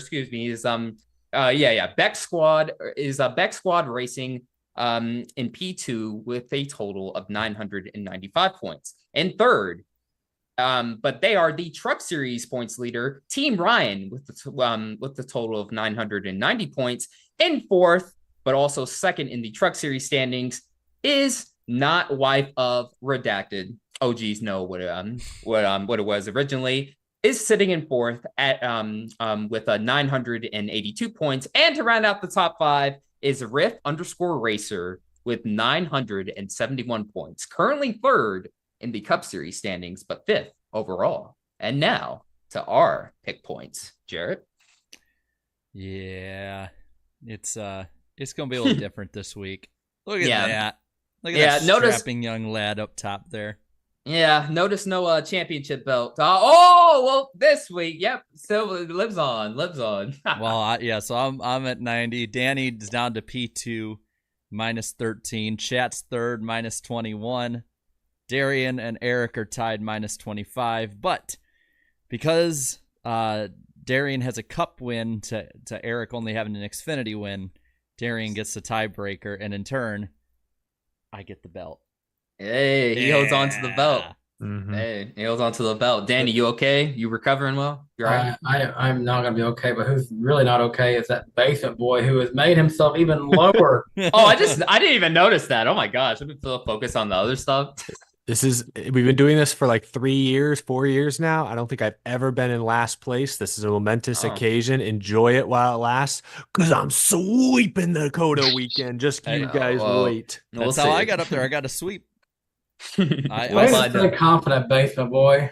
Yeah, hey, that's all it takes is a sweep, man. I'll point out one more thing about the pick points here. This is all definitely within one race. If Eric sweeps it and I suck, Eric could easily have the points lead. So I'm not comfortable just yet. Yeah. So, yep. So before we get into it, of course, the order we're going to go in. Ellie, you go first. Eric, second. I'm third. Chat, fourth. Danny, fifth. And rounding out the final spot will be our points leader, Jarrett. So now, let's start off our picks. Ellie, who is going to win the truck race? I gave this a lot of thought because I did an entire podcast about it. I'm thinking he's the points leader. He might not have won in some time, but this track was the only place last season where he scored a top 5 finish. I think Tyler Ankrum returns to victory lane this weekend at COTA. Ooh, I like that pick. That was my pick. Oof, sorry. Damn, that was a good one. Hey, there's this kid in the 7 truck. If you need a quick don't get too warm up to that one, Danny, because that was my number 1 draft pick all along. Connor Zilich would have won in his ARCA debut if not for a broken sway bar. He's going to win in his Truck Series debut for Spire. I didn't want to lose my poker face, but actually Connor was my number 1 pick. Tyler was number 2, actually. Oh, dang. Who's your third? Zilich. Well, I don't get to go next, though. Yeah, hopefully I don't take his third, or I don't know, maybe, I don't know. We'll see. But I'm going to stick with Heim time. Corey Heim, please deliver this weekend. I'm going with a... Well, there's... Chat's next. Oh, yes. Yeah, that's right, yes. Chat. Well, you can't have the 7 and can't have the 11. So Yep, the 7. Yep, nope. 7 and 11 are off table. They're off the table. What's Plan C, chat? Plan C. Yeah, so no. Okay, now I'm starting to see. All right, 98, 99. There's been 2 98s. There's been a 45, 99s. Are they going with you guys Ross? sure about these? What? 45 made a big run all of a sudden. That's Ross. I think it's Ross between the 45 and the but now that's there's a lot of 98s. I need to pull between 98 and 45. No, it's 45. 45. I think it's 45. Yep, Ross Chastain it is. Wow, that's a lot of hope and Nice. Yeah. Yeah, we'll see. Hey, he is one of 2 drivers to win for that team. So if anybody's going to do it, it could be him. My number 3 pick has won on road course before. At one year, he won at an oval configuration and at a roval configuration of the same track. And I'm going with Ben Rhodes to win for this. All right. Garrett? So for me, it's there's 2 people left on my list, and they're very even. But I think I'm going to go with Majeski on this one. I'll go Ty Majeski. Full disclosure, my other pick, and watch this is the one that wins, would have been Nick Sanchez. Yeah. All right. I'm a little surprised nobody went with Sanchez, honestly. I almost did. And Pinky makes a good point in the chat. Jack Hawksworth is in a DGR truck. No, not DGR. What are they called now? Tricon? Tricon. Yeah, Tricon. Yeah. I will say this. My entire 5 choices all got picked by either me or one of you guys. So, all right. And now Zilich. We'll see. He's got a good first name. Now, now to the Xfinity series. Connor, who's gonna win? Well, I feel like this is the obvious picks are like, the 17 or Allmendinger or somebody like that, but I'm going to go a little bit crazier. This car led 16 laps last season with another driver behind the wheel. And if Ty Gibbs is any indication, first road course starts in the Xfinity series tend to go well. I'm going with Jesse Love. Okay. Eric, what's going on, Eric? You've left me a lot of options to choose from here. I thought for sure you were going to pick either Ty Gibbs or AJ Allmendinger, so I was ready to pick the other one, but now I got to decide. Oh, AJ Allmendinger led more than half the laps here last year. I guess I got to go with him. I'll go AJ. Yes, I get to pick Ty Gibbs. Yes, yes. Take him off my hands. The chat, the chat's going SVG. Oh, okay, SVG. You maniacs! Wow, I'm shocked. Well, you know who leaves me with? Yeah, One of SVG. the best road course racers we saw in this series last year. Give me Sam Mayer. He's got to turn it around sometime. You know what? Yeah. Fuck it. I don't even care if he's not locked in. Give me the 17. All right. Kyle Larson. If you get screwed by him 2 years in a row. I'm leading. You know what? This whole show is about taking chances, and you left me Kyle frickin' Larson. Didn't they blow a motor with Boris said? Like, I don't care. Bro. You know that car has won before too. Its checkers are not even start. Yeah, that car. I hope you enjoyed your spot at the top of the standings because that's about to change. We'll see. I swear to God, if I end up somehow sweeping this weekend too, I will never let any of you forget it. Larson pick. Larson was my third pick. Honestly, I just was scared he wouldn't. You never know what's going to happen. I'm going to die laughing if something catastrophic happens. It probably will, but you know what? I am. Listen, my football team is in that game of high risk, high reward right now. I'm in that mentality. Let's go for it. Let's go for it. Because you know what? If I win, I'm going to win really freaking big. Okay. All right. And now to the Cup Series. Not win picks quite yet. But Connor, we're going to start off with, who do you think is going to suck at COTA? Austin Dillon. He knows the show well. Do I need to explain, or am I good? No, said. I'll go with Brad K. He's been good the last couple of weeks. He's not been great at the road courses the last couple of years.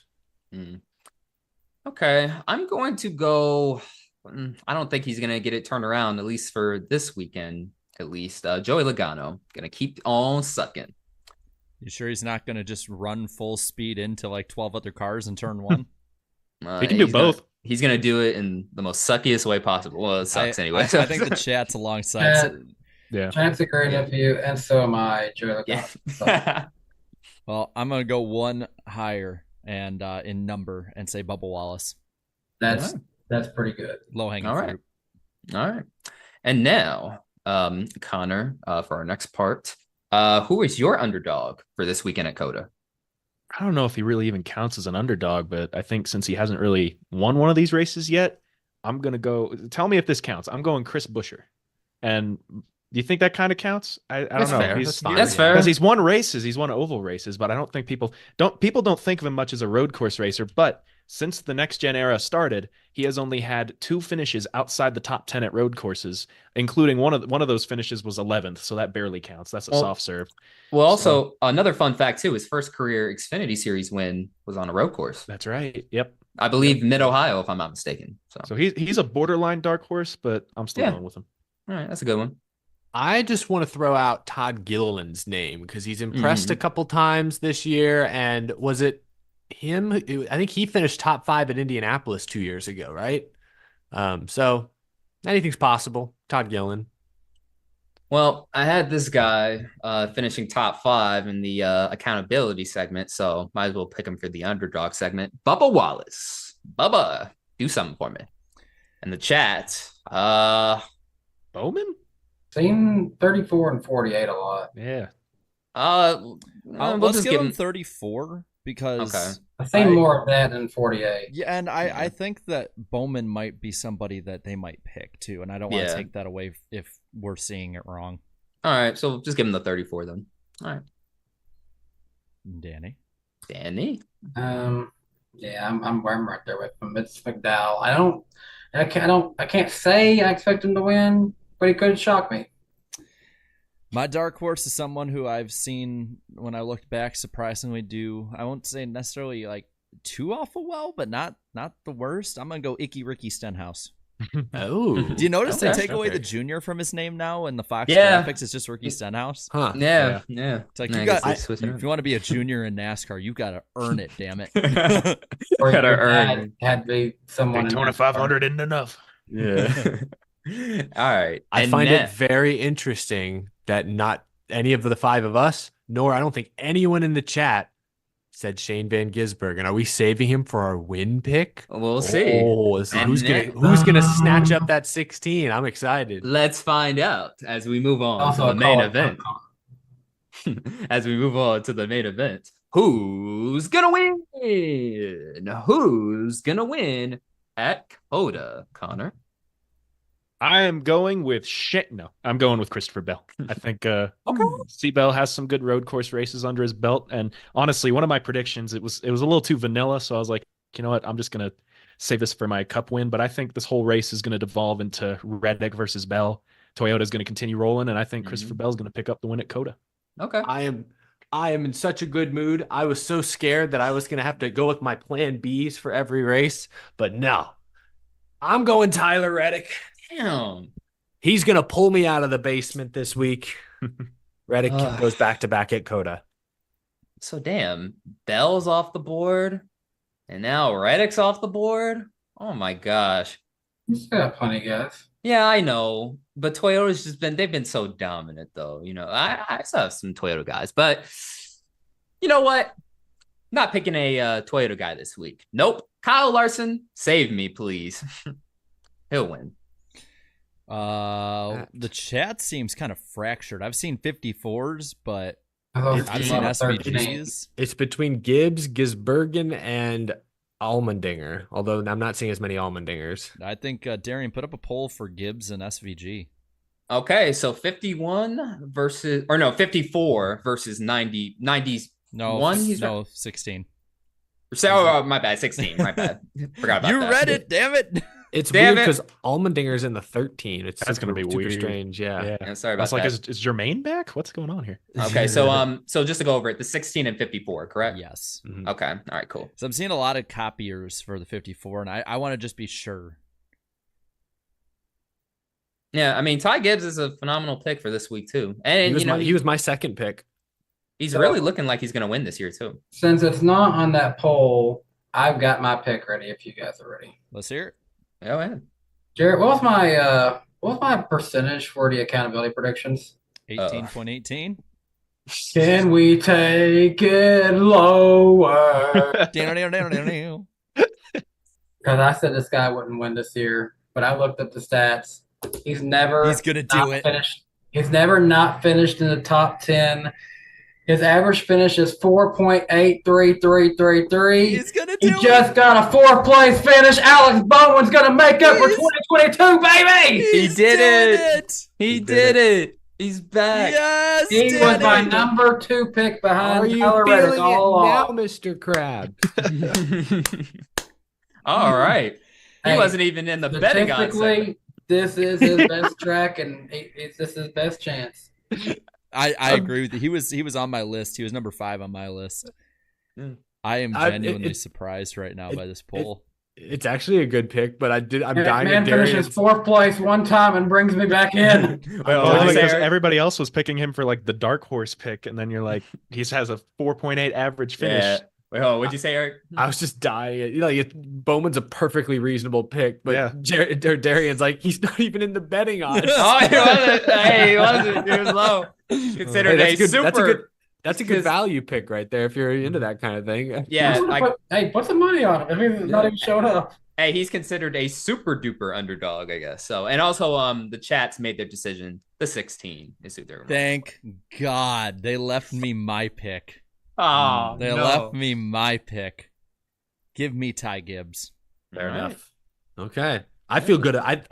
I feel good about my picks. I got my number 1 guy all across the board. Didn't even have to trade up. I'm feeling good. I feel good about mine. I got someone in my top 5 every time, so I'll take that. I got my number 3 pick for Trucks, my number 1 pick for Xfinity, and my number 2 pick for Cup. I am happy. All right. What'd you say you got for truck? Majeski. No. In terms of your numbers. Oh, wait, what? That was your Because you third got pick. like your number whatever pick. Oh yeah, that was my third pick for Truex. My third pick for Trucks. 1 pick for Xfinity and 2 pick for Cup. I had my 3rd pick for Truck. I had my 5 pick for Xfinity. I had my 2 pick for Cup. We're happy with our draft. Nice. Didn't have to trade up. Love to see it. All right.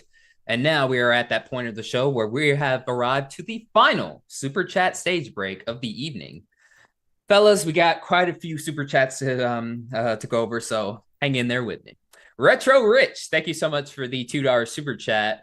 If Ellie isn't a regular, I'll root for Cody Ware. Oh God. Oh my God. Oh God, I gotta come back. He'll be back. He'll be back for sure. Isaac with the $5 super chat. Bowman P4 somehow, some way P4. Oh wow.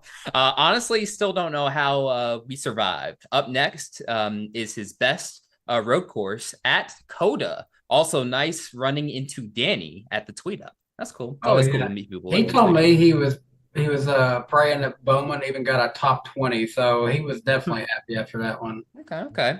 And Sleeve with the $5 super chat.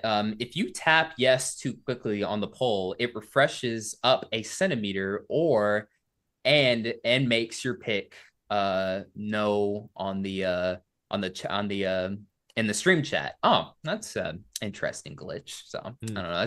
That's YouTube for you. Just glitches galore. Tyler Dotson with the $5 super chat. He says, I've had a really rough year so far. So I just want to thank you guys for everything you do. It's like hanging out with friends. Oh, well, nice. Hey, that means a lot. Hey, bro, hey, we all go through stuff. We all have rough patches. You know, believe me, I've been put through the ringer a few times. Hey, we've been there. So it's all good. It'll get better.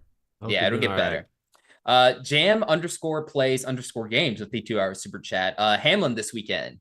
I beat your favorite tire. I like that. I like that. You and everyone else beat a lot of favorite tires. Yeah. And then Sleeve with the $2 super chat says, oh my gosh, kid born in 2005. The 80s was peak NASCAR. It'd be like that, yeah. And then Jake Alcorn with the $5 super chat. I don't want to. Whoa, YouTube! I don't want to report a super chat. Relax. Oh my gosh, what is it doing?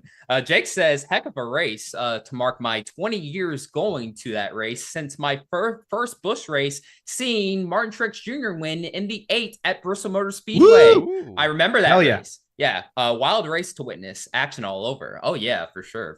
Yep, that was just the start of a beautiful career for sure." And then Fred Dog 81 with the $5 super chat. Thank you so much. He says, liked Bristol, but don't think I want this again. It's fine.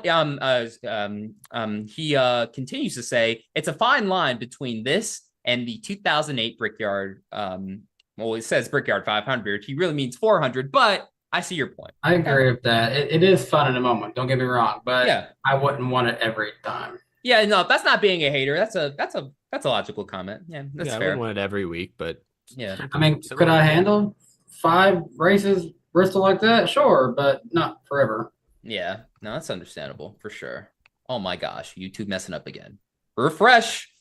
Come on, scroll. There we go. Now we're back. We're back in business. Robbie, thank you so much for the $5 super chat. I just have a hard time believing Toyota dominating the whole year without Hendrick having something to say about that. Yeah. It's still early in the season. They'll have their always come back. Yeah, for real. Andrew, thank you so much for the $5 super chat. Top 10 rappers. Top 10 rappers Eminem was too afraid to diss. Number 1 was Jeff Gluck. Oh yeah. You know that they actually have the rap song part of it listed on iTunes now. Oh, that's pretty nuts. That's nuts. Can we get that to number 1 on Spotify? Yeah. Do y'all think? That'd be a good challenge. Yeah, we should seriously like just start pushing that and see where it goes. And then Bobby Blair with the $5 super chat. Which road course ringer do y'all think will perform the best at COTA? SVG. I'm gonna go with SVG. Probably SVG. I'd have to. AJ Allmendinger. He hasn't finished well, but he's run up front multiple times in this race. I'm going with the dinger too. Yeah, if AJ counts, maybe I'd go with him, but SVG will be fun to watch. Yeah. Hey, don't count out Kobayashi too. So we'll see. I just realized, and sorry, I'm just realizing Go that ahead. Chad is hinging their whole weekend on SVG winning both Oh, races. guys. All right, Just good luck. I just gotta say, you mentioned Kobayashi. He was at Bristol, just kind of hanging out. He came into the media center for a little bit, and the whole time, like people from the media was like, asked him, "Do you want to run oval? Do you want to run oval?" It's like he basically is trying every way to be nice about it, but basically he was saying, "No, I'm not interested in that." Sleeve with another $2 super chat. Thank you so much, man. Bring back The Rock. The children yearn for that. Yeah. He was already at Daytona, people. How many times I gotta tell you? Hollow with the $5 super chat. He Good says, it says, incredible race. I agree. NASCAR is on the ball this year. I agree with that. Shameful that anyone online thinks this is even close to the 2008 Brickyard 400. Not even close. Loyalists rise up. True Brickyard loyalists. And he's got the flag too. Oh my gosh. Yeah, the race day and everything. Man. That's the best awesome. Race of all time. Yes. I'm wearing this. Hold on. I want to make sure I'm saying this right because I always butcher this guy's name. Garbuki? Garbuki. Garbuki. Okay. Garbuki or Garabuki. There's an I on there, Darian. Okay, Garabuki. Thank you so much for the $5 super chat. NASCAR haters, when they spot one open seat in the stands before the race even begins, NASCAR is dying. And it feels like that. They're just looking for a reason, man. Yeah. Sorry. Miggy with the $2 super chat. Thank you. They say they'll be at COTA this weekend. Let's fucking go. Yes, let's go. Yes. I love COTA. It's an awesome track. Awesome track. Have fun. And then Nas Carson with the $10 super chat. He says, come on, YouTube. He says, hey, NWP guys, Eric and Danny, have fun in COTA. Anyone else going to COTA this weekend? Not me, sadly, but I've been there before. It's just me. Yep, just Danny. Just Danny. Unfortunately. They say I was at the first race in 2021 that was rain drenched. Same. I loved being on top of the COTA Tower during the truck race start. Yeah, I've never been on that'd be cool. I've not been up there. I've never been up there during the race, but it's a really cool view. Yeah. I don't know if we'll have time to get there, but we will definitely think about that. Yeah. And then Marky Mark with the $2 super chat. Bristol, tire wear or tire failure? Both. Both. Yeah, both. Yeah, both. Pretty much. And what's wrong with that? Yeah, That's on who you ask, really. Then Alex Luff with the $10 super chat. If Joey wins a race this year, I'll be saying to the Joey haters what Drew McIntyre said to MC Punk after the Royal Rumble. I prayed for this, and it happened. Yeah, Truex fans. Yep. WWE references. Gotta love it. Isaac the Jedi with the $2 super chat. TBF, or oh gosh, why is it doing that? Yeah, there we go. TBF. Dylan has been awful in the 3 recently. Yeah, and they have. That's nothing new. And then CBB with the $5 super chat. They say they should do a Seattle street race sponsored by Amazon as a lead-off event for their slate of races. Seattle weather in June/July could support it. I've always wanted a race in Seattle. I've always wanted a race there, so that would be cool.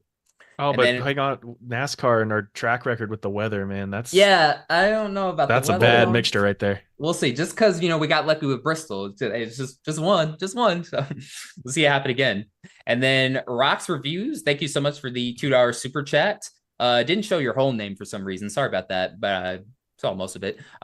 They say, "Hey boys, hello." Hi. Was hoping MTG or not MTG was hoping MTJ won, but second was good. Yeah, Connor feels the same. Yep. Hunter Nixon Fishing, thank you so much for the $5 super chat.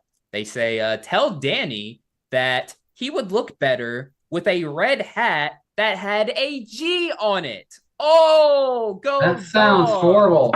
I mean, that sounds like a school that could only make the NIT basketball tournament and only be good in one sport. Oh, that's facts. That's facts, bro. Think about it. Grambling State made the tournament. And y'all didn't? Come on, bro. Come on. No.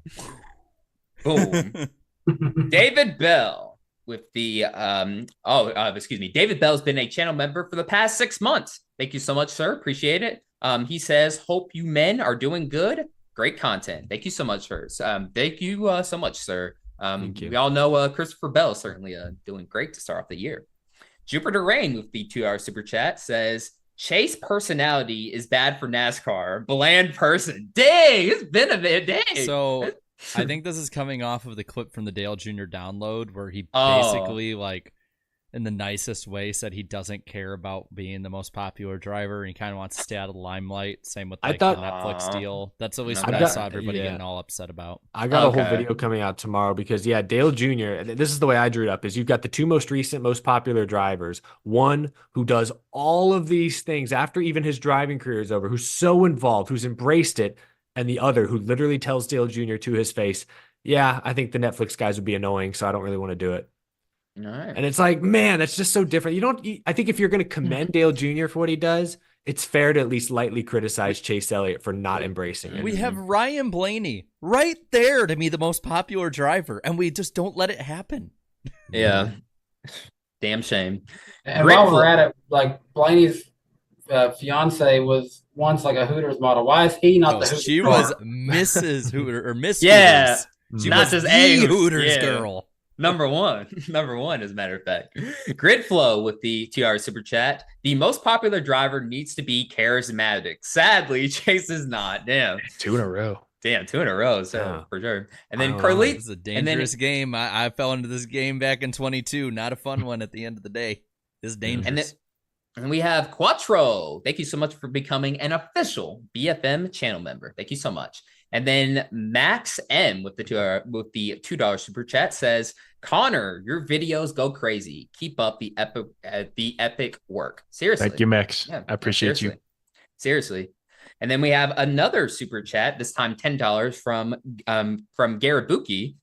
He says, skipped the weekly watch party at Phoenix for obvious reasons. Totally understand. But Bristol got us freaking hyped. That's awesome. Second best race behind Atlanta so far. We loved that. We loved that the driver played such a huge role in the result. Yeah. When you put it in the driver's hands, hey, that's what happens. Almost done with the super chats here. Thank you guys so much. Fred Dog 81 with the $10 super chat says, ladies and gentlemen, my name is Fred Dog 81. And hi, Fred Dog 81. Yeah, hello. A Paul Heyman reference. I already know where this is. And I want you to stand up, raise your index finger, and acknowledge who beat the other bums, your new tribal chief and points leader, Jarrett the Iceberg. Oh wait, I'm pointing the wrong line on the stream. And the crowd goes mid. There we go. I'm also literally coming to pick that back up from you at some point. Napa Racing fan, thank you so much for the 2-hour super chat. Says bring back Road America for Cup and Xfinity. I agree. I miss Road America. That place was awesome in person. Pretty much a glorified hiking trail. I loved it. I loved all of it. Alex Luff with the $5 super chat. I'm going to the Indy 500. Anyone else going? I'm sort of up in the air with it, but I know for sure I don't think any of y'all are going. I haven't even looked into the price of tickets, so I don't know. Yeah. Alessandro with the $10 super chat says, glad you guys have the random driver of the week segment. Fun to guess and learn a bit at the same time. I agree. Thank you very much for adding it, Jarrett. Also, if Bowman wins this Sunday, Danny B is showing up to the NWP show in all Bowman gear. I'm sure he can make that happen. That's a deal. If it happens, I will do it just for you. All right, 2 more super chats. Napa Racing fan, thank you so much for the $2 one. Says, does Diffie doing a cup mean IndyCar goes to Fox? Oh no, we have to see them as superheroes. Please no. Like IndyCar already has enough problems as is. So you know how we have broken toe links in real races? Yeah. Well, so it's an easy fix. It's just like one thing I got to plug back in, but I seem to have a little bit of problem here with this diecast. Oh, it's literally just one piece of it just needs to be popped back in place. Okay, it's no problem. Okay. But I was I was looking at that and I'm like, Damn, not even the diecast can escape from this anymore. I thought you were about to say that somehow you broke that title. Yeah, I was about to. No, we're good. We're good. I was about to say that's a very expensive belt. Literally, there's just one piece on here that can pop out really easy if you hit it the wrong way, and I did, so I'll just pop it back in place after the show.